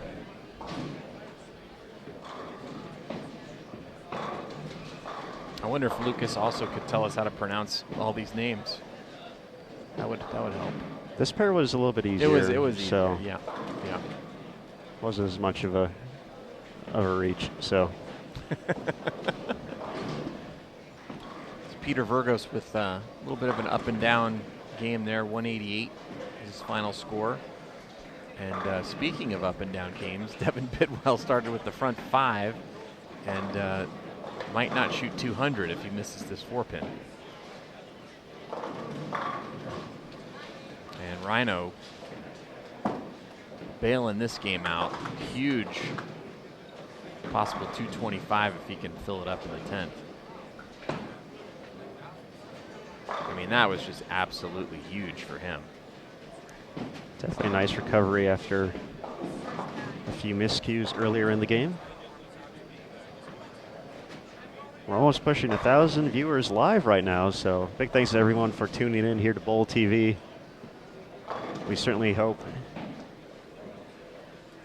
that, or we encourage you to share on your social media pages that you're tuning in right now. Let's see that that watch list get to 1,000 plus for this final game of the men's qualifying. That'd be awesome. And of course, don't forget about tonight at 10 p.m. Eastern, 7 p.m. local time here in Las Vegas, the stepladder finals of the U.S. Amateur Championship. As soon as that's all wrapped up, we will introduce Team USA and Junior Team USA for 2016.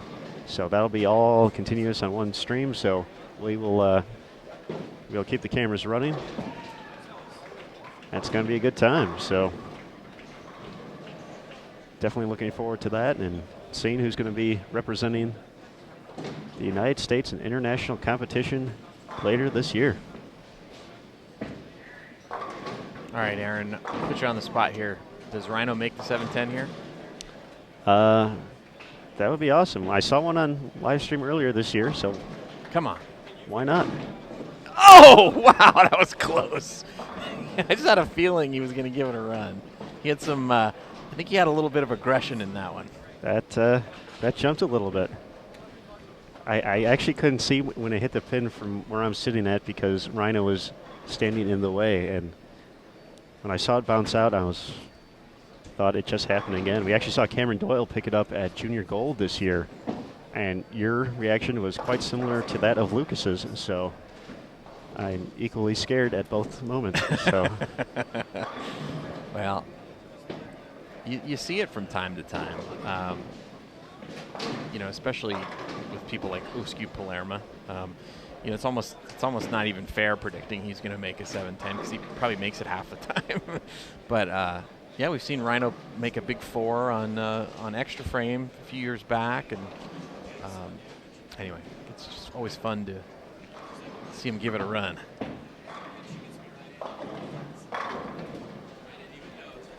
And Zeke Bate finishes with 235, so solid game for him. nice games all around. 224 for Chris Colella, 232 Sean Wilcox. As you mentioned, Zeke 235. Kevin Fisher with the big 267. Kevin Benko 214. So 59-60 has been nice so far. We'll see if it can go one more game.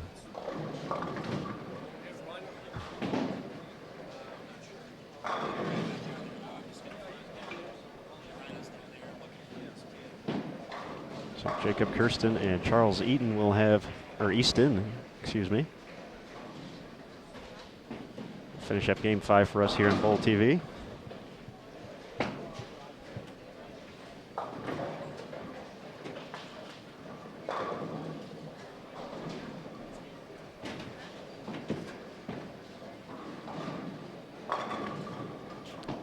Easton with the messenger.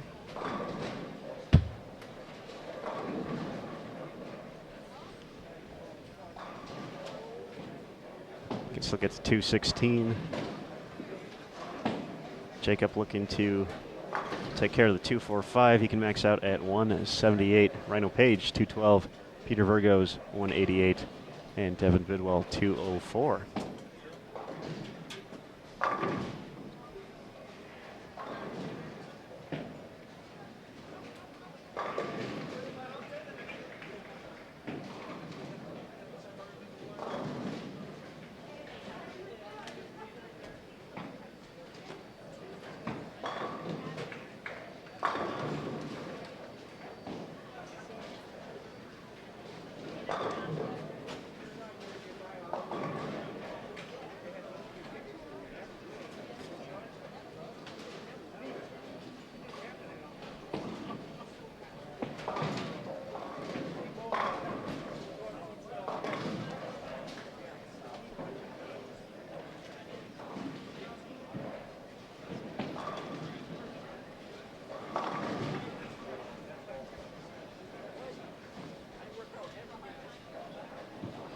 All right, Kirsten finishes up with 178. So that's going to do it for Game 5.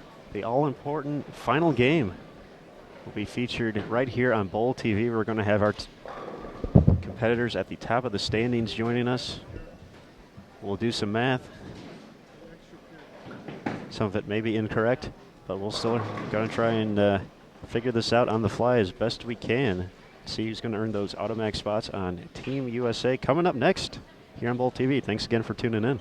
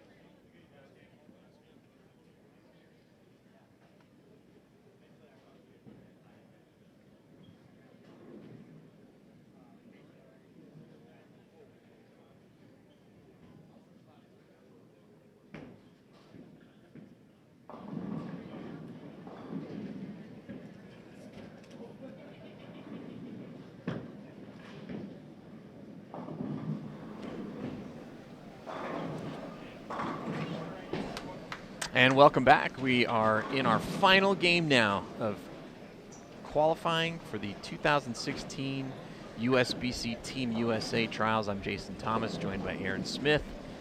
And this is it, folks. We're down to the final game of the tournament for the men.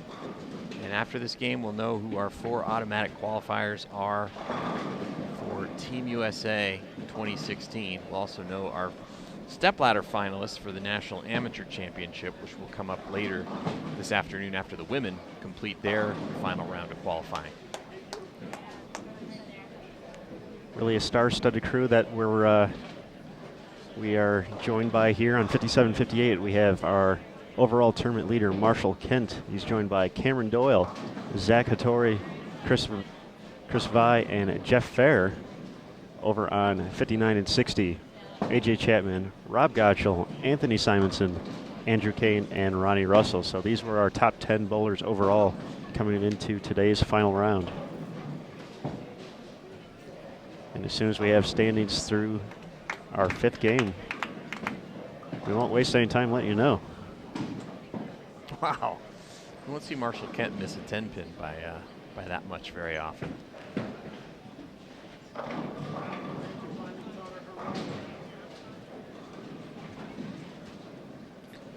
But if you're going to miss one, might as well be in the first, get it out of the way. 279 is still good.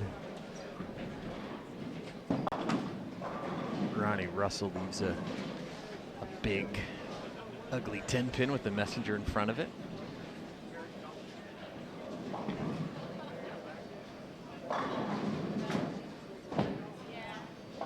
All right, we have standings up through 5 on the daily results. Marshall Kent still in the lead at 12:42. James Grago the third in second, 11:99. Kenny Ryan moves into third with 11:92. Brendan Biondo fourth, 11:61. Rhino Page fifth, 11:59. Ryan Winters, who we saw a few games ago, is sixth, 11:56. Mike Eaton Jr. in seventh, 11:51. Wesley Lowe in eighth, 11:39. Matt Farber just shot 298 to move into ninth place, 11:37. And Zeke Baton rounds out the top 10 with 11:35. So out of all these players we have here, Marshall is the only one on our 2 feature pairs currently in the top 10 this block. Cameron is 11th, right behind the pace.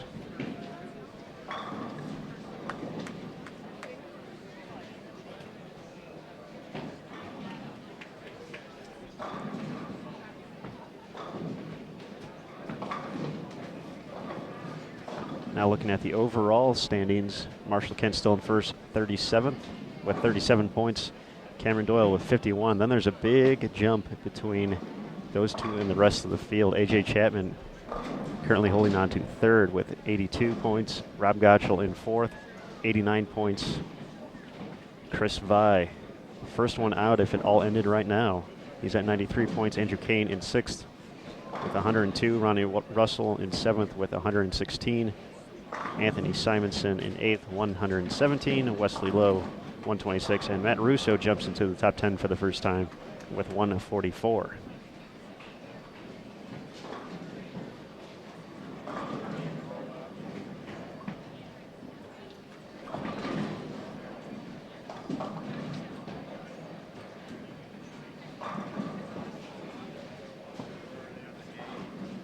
Yeah, we still have a lot of potential movement that can happen here this last game. Oh, definitely. And as we talked about earlier, those a little further down in the standings can definitely make the big jump with a big game here in the finale. Anthony Simonson, 56th right now. Definitely room to bump up a few spots.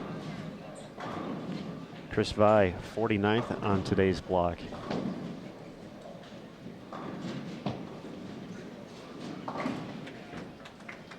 Yeah, Marshall really the only one who's been around the top of the standings all day. I think he's actually led the entire time so far. Yeah, but came out of the gate with 279 and hasn't looked back. But 2 opens to start here on 57 and 58.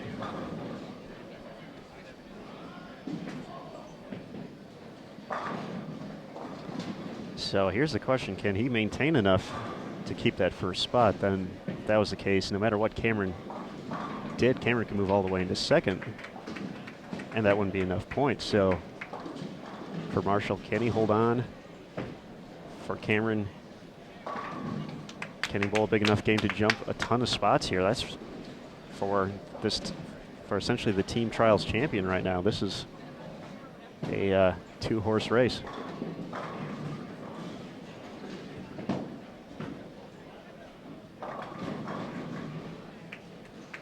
The automatic spots and spots in the U.S. Amateur a little more open.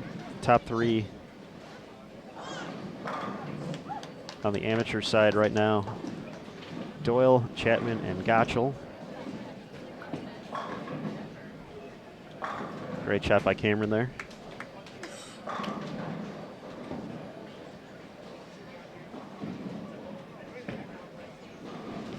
There's so much going on right now, Jason Thomas.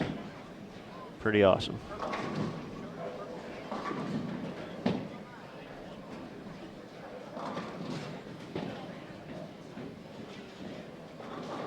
Anthony Simonson said he's thrown 2 3-baggers today in 5 games.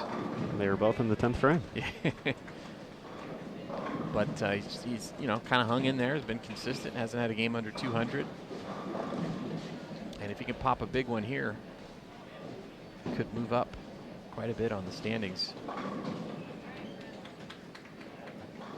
For some reason, my standings haven't updated on my laptop here, so I don't have the. Oh, there we go. Finally got it. And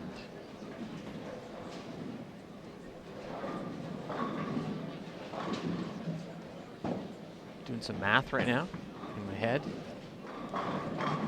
So Anthony did shoot under 200 last game, 194, so he's in 56th overall today. Now in the overall standings, he's in 8th.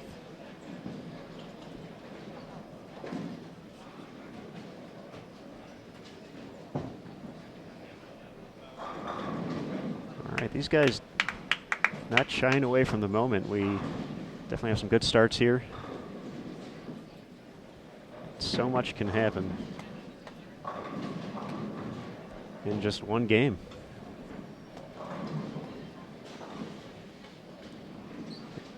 These competitors certainly don't want to leave anything to chance. They could wrap up an automatic spot on the team.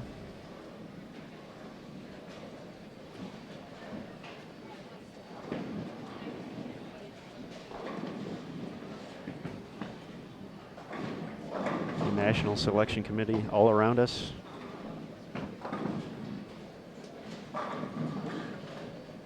Actually, I had to move one of our microphones just to be safe. You don't want secret discussions going out over the air.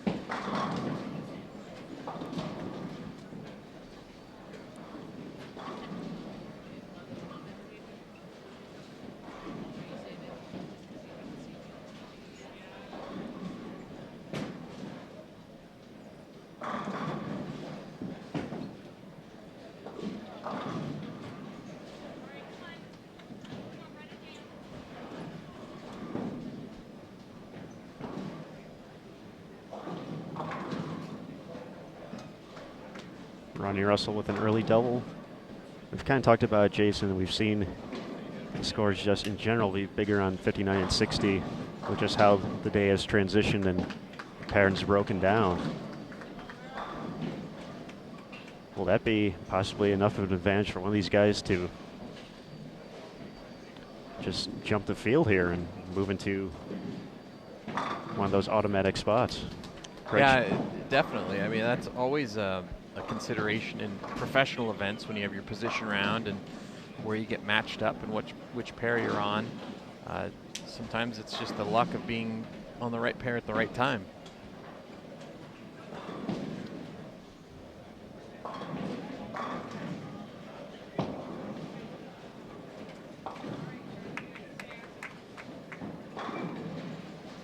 The good news for Marshall Kent with this bad start here this game, he's got a pretty big lead on second and an even bigger lead on fourth. So even if he shoots a 180 here, he's not going to lose very many points.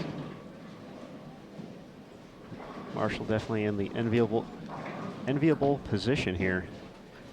I mean, I certainly can't see him dropping, you know, below 14th, which is what he would need to do in order for Cameron to pass him, and that would be, you know, in the case that Cameron somehow were able to find a way to win, and you know, I don't see that happening.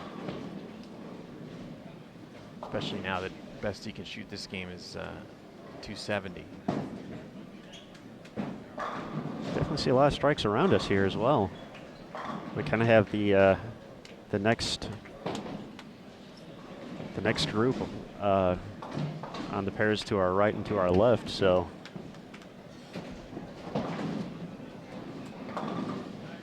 we'll have to pay attention here.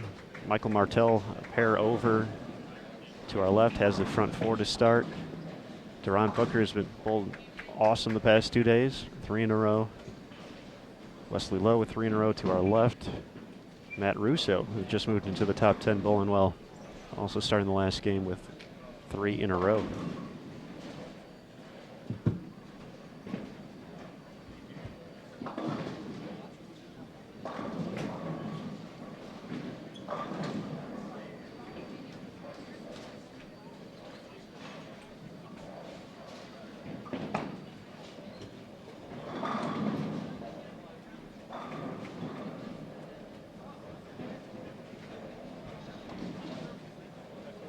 All right, Marshall's taking the approach in the fourth. Made the adjustment, but 7-pin doesn't cooperate.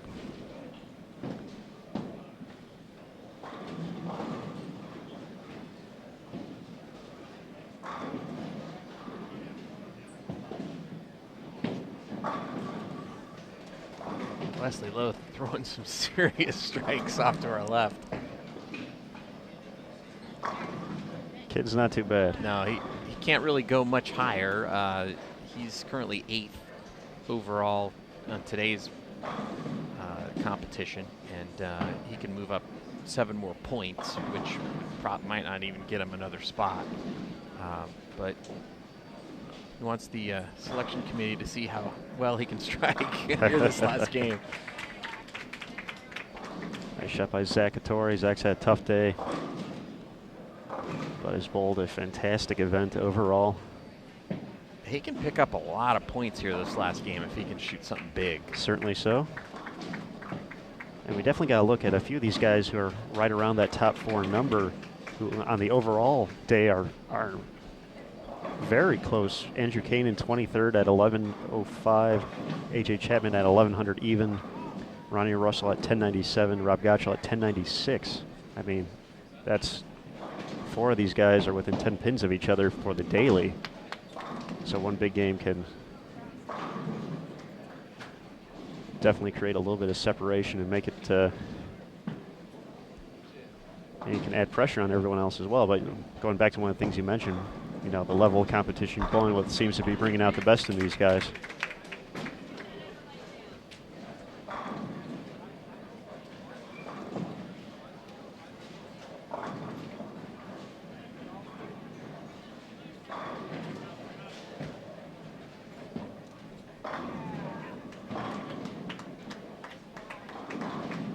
Nice shot by AJ Chapman. He's got to figure out the left lane now. Start getting a few doubles here.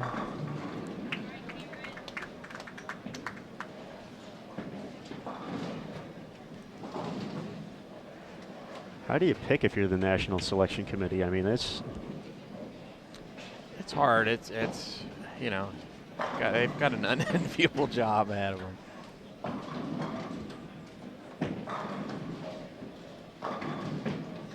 Simonson tears up a rack. Still looking for his first 4-bagger of the day. Yeah, he left a 10-pin in the third and just kind of looked back at the guys he was bowling with, and I'm sure they've seen his run of doubles so far today. So do nothing but shake your head at that moment and just kind of cover it up, move on to the next one.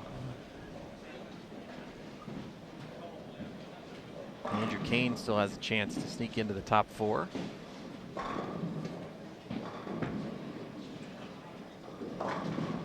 It's gone high. That's a nice break. Gone high the last 2 times on that lane, and this time walks away with a strike. That was all right. Andrew Kane catching a break there for a double. Let's see if he can cash it in when he's up in the 6th.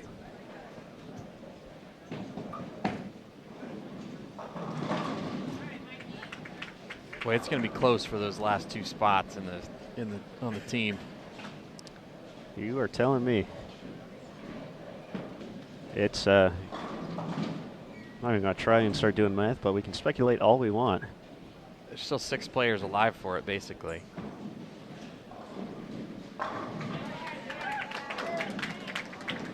Great shot by Zach, looking for a big finish here.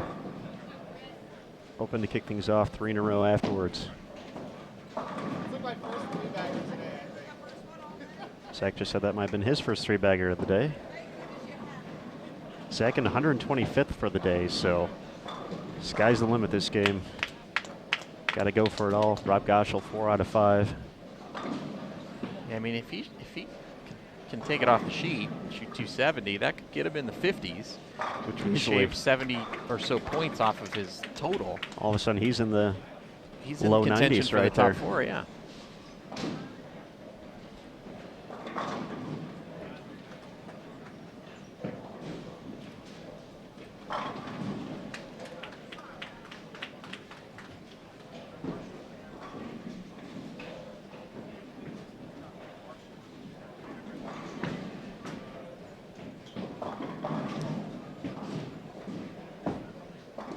Chris Vai looking for his first double, records it.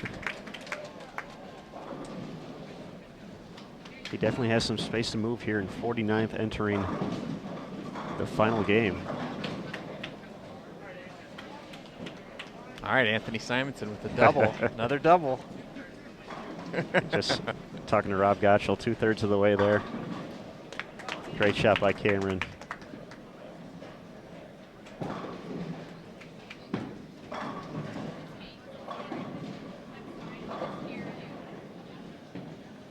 Matt Russo and Wesley Lowe both with the front 5, 1 pair to our left.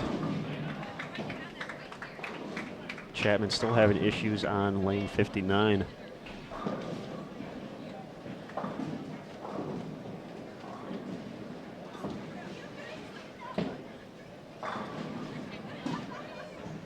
Once again, a big thanks to everyone joining us here on Bowl TV. We've hit that 1,000 number live here, so we appreciate the continued support here at the 2016 Team USA Trials. This is the final game of qualifying on the men's side. We'll know 4 members of Team USA, the Team USA Trials champion, and who's going to advance to the U.S. Amateur Stepladder Finals later tonight. Pure craziness, Jason Thomas. It is. I mean, it is. Andrew Kane parlays that lucky strike there in the 5th into a turkey, and he's right there. AJ Chapman in 3rd. He's kind of treading water this game, going on a Dutch 200 pace, and he's trying to hold on to his spot on the team.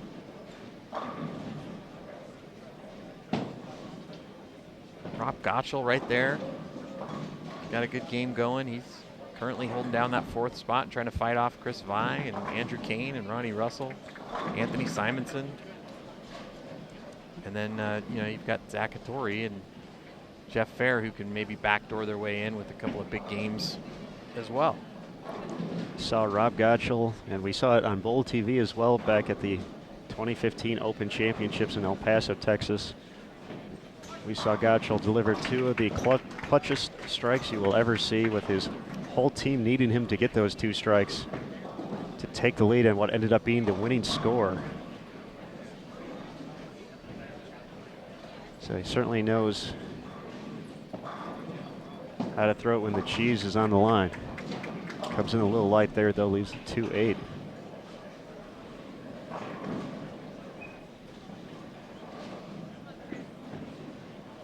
Staccatori missed there in the fifth, and he's probably going to have to strike out to have any hope at all. Any kind of miss from here on out, and I think you can say he's not going to make the top 4.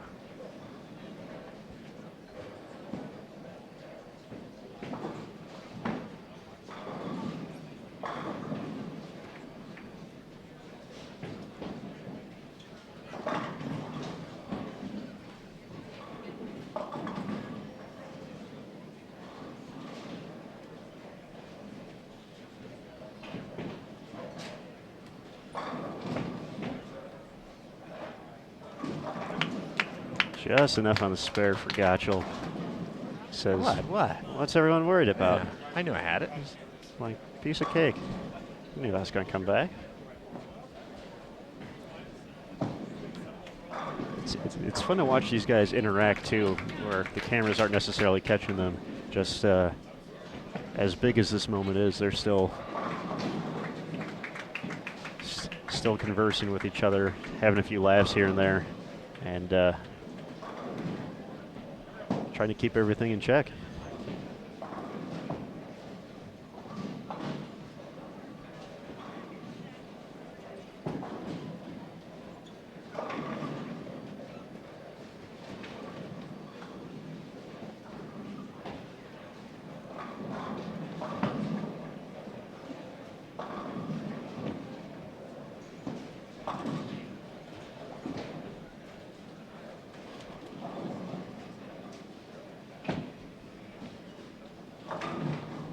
There's a 3-bagger for Anthony. He's running. All right, one more, and he's got his first 4-bagger of the day.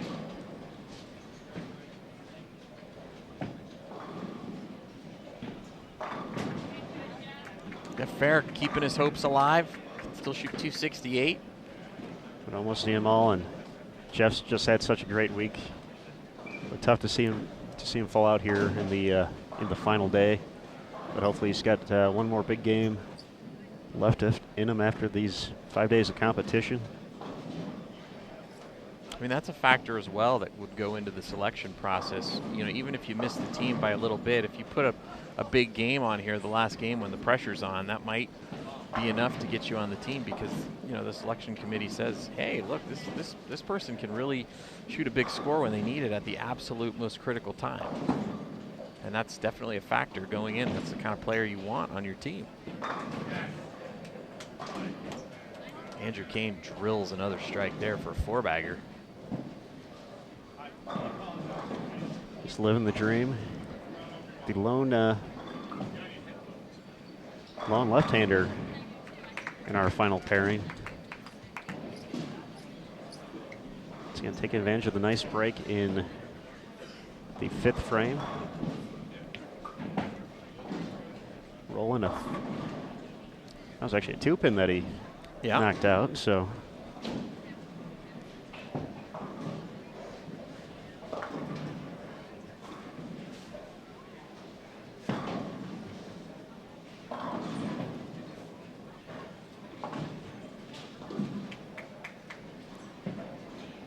Marshall Ken has settled in with 3 in a row after a few opens to start. John Janowitz also kind of off to the right of our featured pair has a big game going. He could sneak up a few spots here with a big score. He's 39th on the squad and pick up quite a few points if he can finish out with a big one here.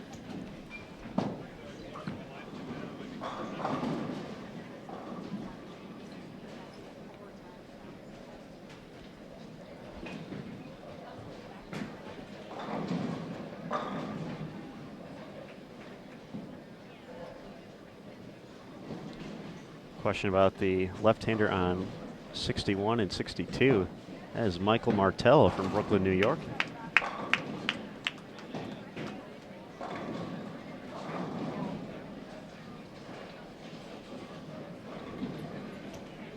All right, Chris Vile will be coming into your screen right there.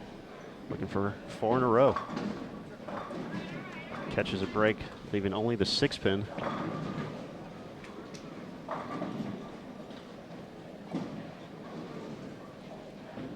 A.J. Chapman getting going. Chris Vi looks like he could take one of the superhero roles on the next Avengers movie. Yeah, He's fit, man. I will not disagree with you. Yeah. I heard Chris Evans is going to be giving up the Captain America role. Maybe they could consider Chris Vi for it. There you go. Captain America does belong on Team USA, right?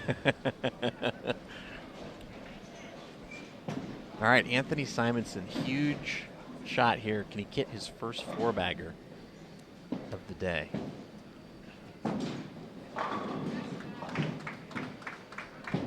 Young two-hander delivers. Oh. Who's this guy? Look at him low-key in it. Just Oh, now it's nothing. Yeah, oh yeah, four-baggers. He's been doing that all week. But I'm telling you, he's figuring out how to strike it just the right time because he still has quite a few spots he could jump. Oh, and, absolutely. that would make a huge difference and could even get him into the top 4. It's funny. This is actually a point in a tournament where you actually want to be low because you can move up so much. You want to be low in the standings for the day. Well, not terribly low, but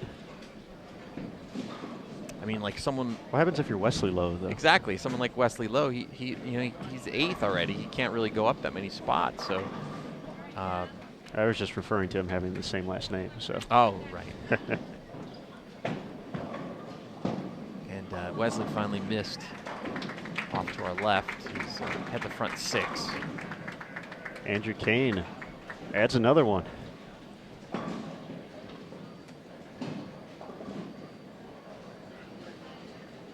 Boy, it's got to be a lot of fun for these players coming down the stretch, having to deal with this pressure, and nobody's quite sure where everyone else stands, and you just know you just need to keep striking in order to have a chance. It's a great opportunity for all these players to experience.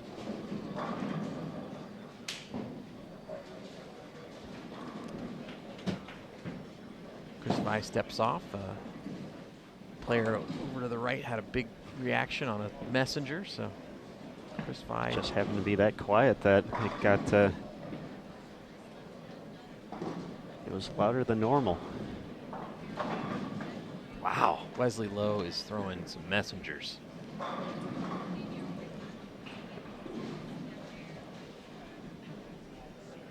All right, who's going to go next? That's the big question. We've got Balk Central here on the Bowl TV live stream pairs. Run to the window.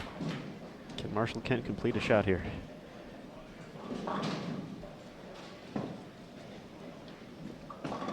Marshall does. Comes in a little bit light, leaves the 2-8.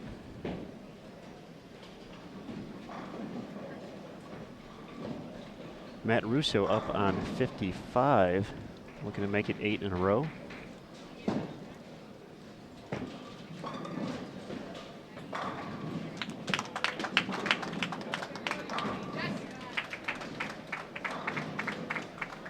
And he connects. So Matt Russo, looking to finish things off right, was, I believe, already in the number for the youth spot. Certainly holding it down here, not giving it away with the front 8 to start.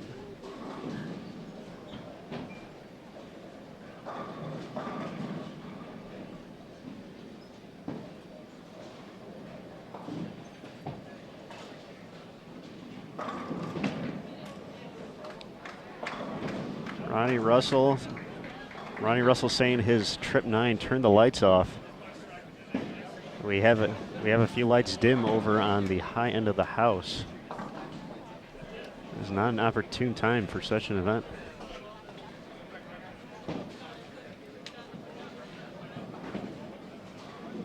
Yeah, I'll have to see if the players decide whether they want to continue, or you don't want to get caught in the middle of a shot where the lights come back on. Also true. Jeff Fair gonna go ahead and Yeah, it give seems. it a whirl. He wants to go while he's hot.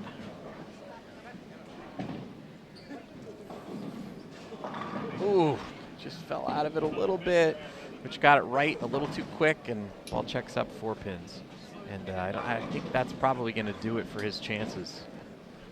260 Would have definitely bumped him up quite a bit. Simonson now with 5 in a row. He's just waiting for the cameras to come on, that's all.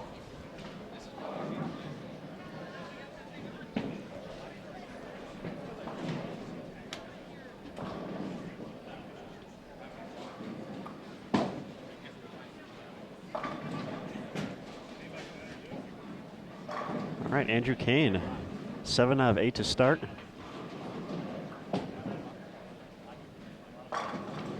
Yeah, we got to keep our eye on John Janowitz as well. He can shoot 270, and that would move him up a number of spots. He's 39th, so he can pick up another probably 20 or 30 spots. Absolutely.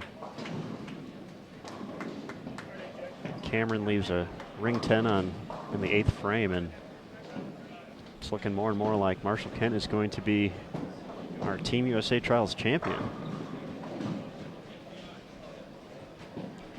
There are the lights. I don't think it caught anyone on this side necessarily when they pop back on, so. I just got a vision of the guy from Airplane with the cord unplugged on the runway. Whoops. Just kidding. All right, big shot here for Andrew Kane. He's been high on this lane twice, but struck on it the last 2 shots. Oh, another great break. Tripping the 6-10. Getting the presidential pardon right now. Oh, wow. Now he gets to finish on his good lane.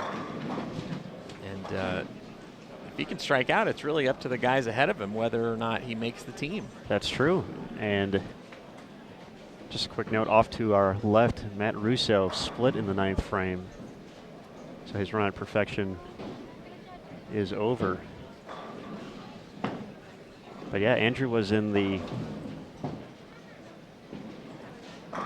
where was Andrew at? Andrew was in 23rd, so definitely a little room to make up there. And the 2 of the guys ahead of him, AJ Chapman and Rob Gottschall, were in 26th and 28th. Yeah, Rob's got a good game going, but AJ, it could go either way. He can punch for 218, but if he were to open, he'd be in the 180s, and that would probably put him off the team. AJ still looking for his first double. 10th frame would be a good time to record it. Here's Ronnie Russell. Doesn't turn out the lights this time with his powerful strike. Yeah, it was just too smooth. And then, then Simonson, he can make a huge jump here this game. Yeah, Anthony was 56th coming into the block. 8 out of 9 so far for him.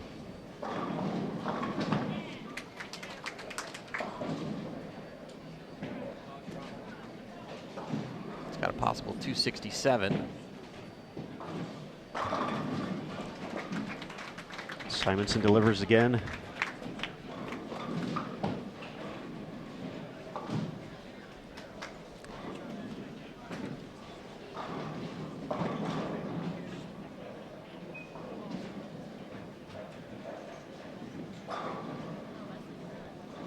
Once again, the women's final round of qualifying will be up next here on Bowl TV. It's originally scheduled to start at 1:45 local time, 4:45 Eastern. That's about an hour from now. I'm not sure if we'll be done with the lane, so we may have to push it back a little bit, but it will be coming up as soon as we can turn them on. And finished with the oiling. Well, you can hear the crowd. They know what's going on. Chris Vi with the strike there in the 9th. A.J. Chapman gets the first one in the 10th, which was huge. And that was a huge strike there for Andrew Kane. He's had a few nice hits, but delivering in the moment.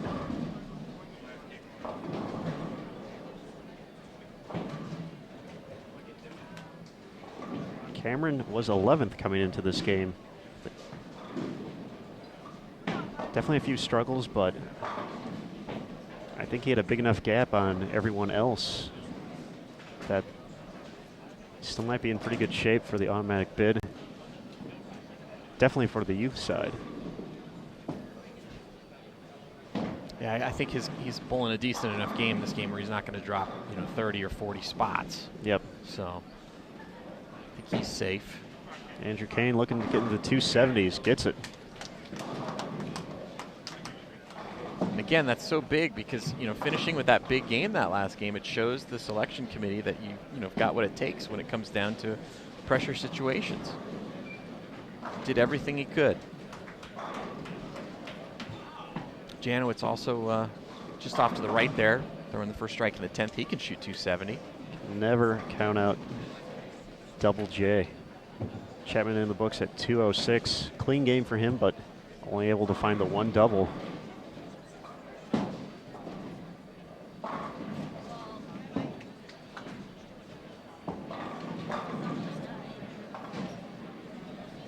For Zaccatori and Jeff Fair, it's going to be up to the National Selection Committee. Both have bowled outstanding all week. Just ran into some trouble here in the final round. Andrew Kane, 277. Great finish for the lone left-hander in the top 10. Yeah, it's been a while since he's been on Team USA, obviously focusing on a lot of other things. I believe it was 2005 was his last year, so this is starting to get back into bowling. Made a show at the recent World Series of Bowling. So still looking for that first PBA title, but Maya just locked up his spot on Team USA. Gottschall stepping up, working on 2 in a row, can get to 246. Definitely won't drop a lot if he finishes this off.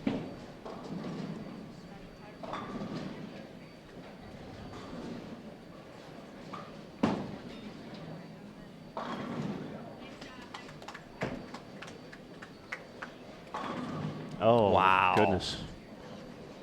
Wow. So Andrew, let's just project a little bit here. He might have gotten himself up to about 5th with that score. That would shave 18 points off of his total and give him 84, which means AJ Chapman would have to stay within 2 spots of where he currently is, and Rob Gottschall would have to move up 5 spots. And with that 4-9 in the 10th, he's going to go from shooting 240 to now maybe in the 2 teens if he can't make it. Yep. And that might have just put Andrew Kane in ahead of Rob Gottschall. Wow. Chris Vi still sitting idly by, waiting for his 10th frame. Has 240s out there. He was in 49th, and he was the first one out going into the last game. Yeah, and he also had the biggest potential to move up because of where he was in the standings.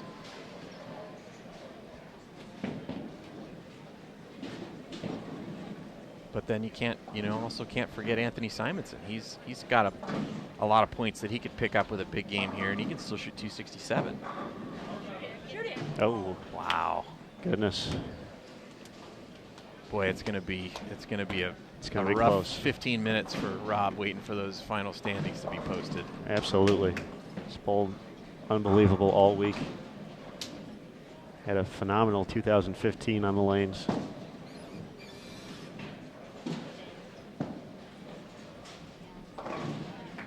Clutch conversion of the 310 for Ronnie Russell, even though he's shaking his head. 240 is definitely not going to hurt his case, but he was thinking 260s there. Vi, that needs some help. Good break. Great break.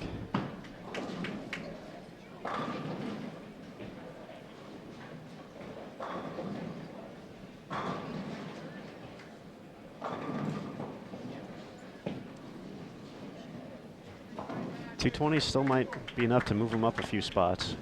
Here's Simonson. Is he going to get the hit? Oh, nudges it. Nudged it 4 or 5 times and it wouldn't fall. I think he needed that one. So that'll max him out at 258 now. Marshall Ken in the books at 192. May not win the day, but believe it's still going to be enough for him to win Team USA Trials. We're going to verify everything before we get too crazy. And obviously, a lot going on here. But Marshall Kent has bowled phenomenal all week. I believe he's going to wrap that up.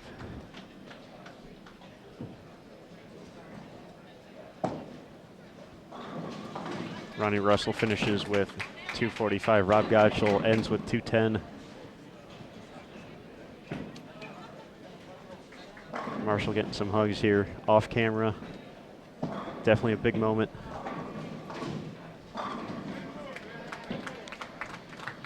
Anthony Simonson's going to be in the 250s. Great game by him. Matt Russo, one pair to our left, 254. Wesley Lowe, 255. Michael Tang at 236. John Janowicz finished with 279. He was actually running 290. One pair to our right. So much going on.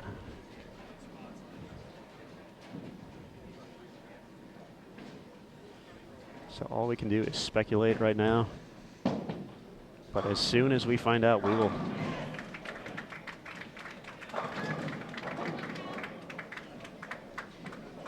We'll make a breaking news post on social media. Yeah, it's just the problem is you can't see the players that are bowling well today in the standings. You can't see how they're doing because they're in other parts of the bowling center. Very true. So,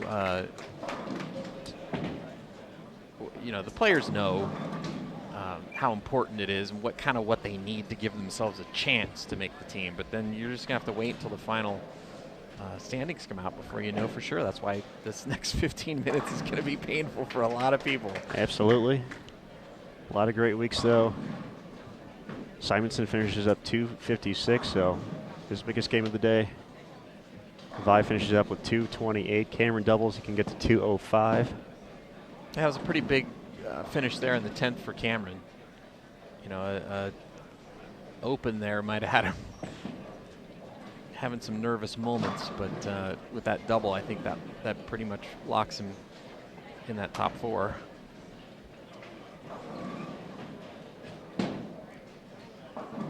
Final send-off here for Jeff Fair finishing up. Tough to see him have a rough final day here, but has put himself in contention to at least have his name in the coach's ears for the National Selection Committee. Comes from a great bowling family out of Cincinnati. Both his father and mother parts of USBC Hall of Fame members.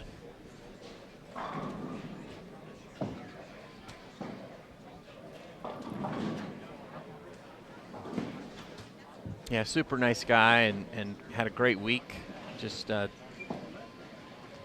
like you said, had a tough time today, and all it takes is just that one day. You might find yourself on the outside looking in, but great week for Jeff, and we'll see if he ends up getting a nod. Same with Zaccatori. Was third coming into today, had some struggles. Can get to 212 this game. But his fate also in the hands of the National Selection Committee.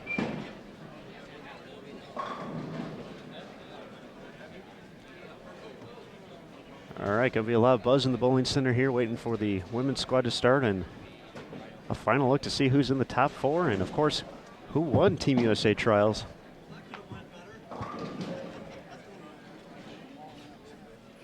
Zaccatori will wrap things up for us here. Takes care of the bucket.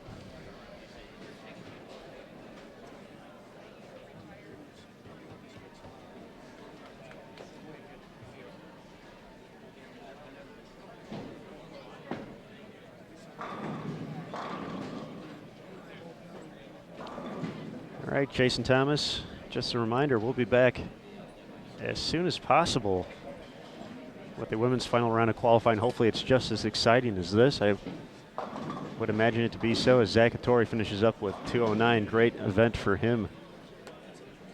Led day 3. So that's all we got. I'm a little exhausted after all that. That was a lot of math and It was so much a going lot on. of great performances that last game. You got a couple of players that gave themselves a chance to make the team, and we're going to find out here in a few moments who's automatically on, who the champion is. We believe it's Marshall Kent. Whether or not Cameron Doyle hung on to remain on the team, and who's going to make it in those 3 and 4 spots. It could be any one of 4 guys who get, or maybe 5 guys who get those 2 spots. So stay tuned to bowl.com to find out who ultimately ends up on the team, and we'll be back with more coverage of the women's finals of the 2016 USBC Team USA Trials here shortly.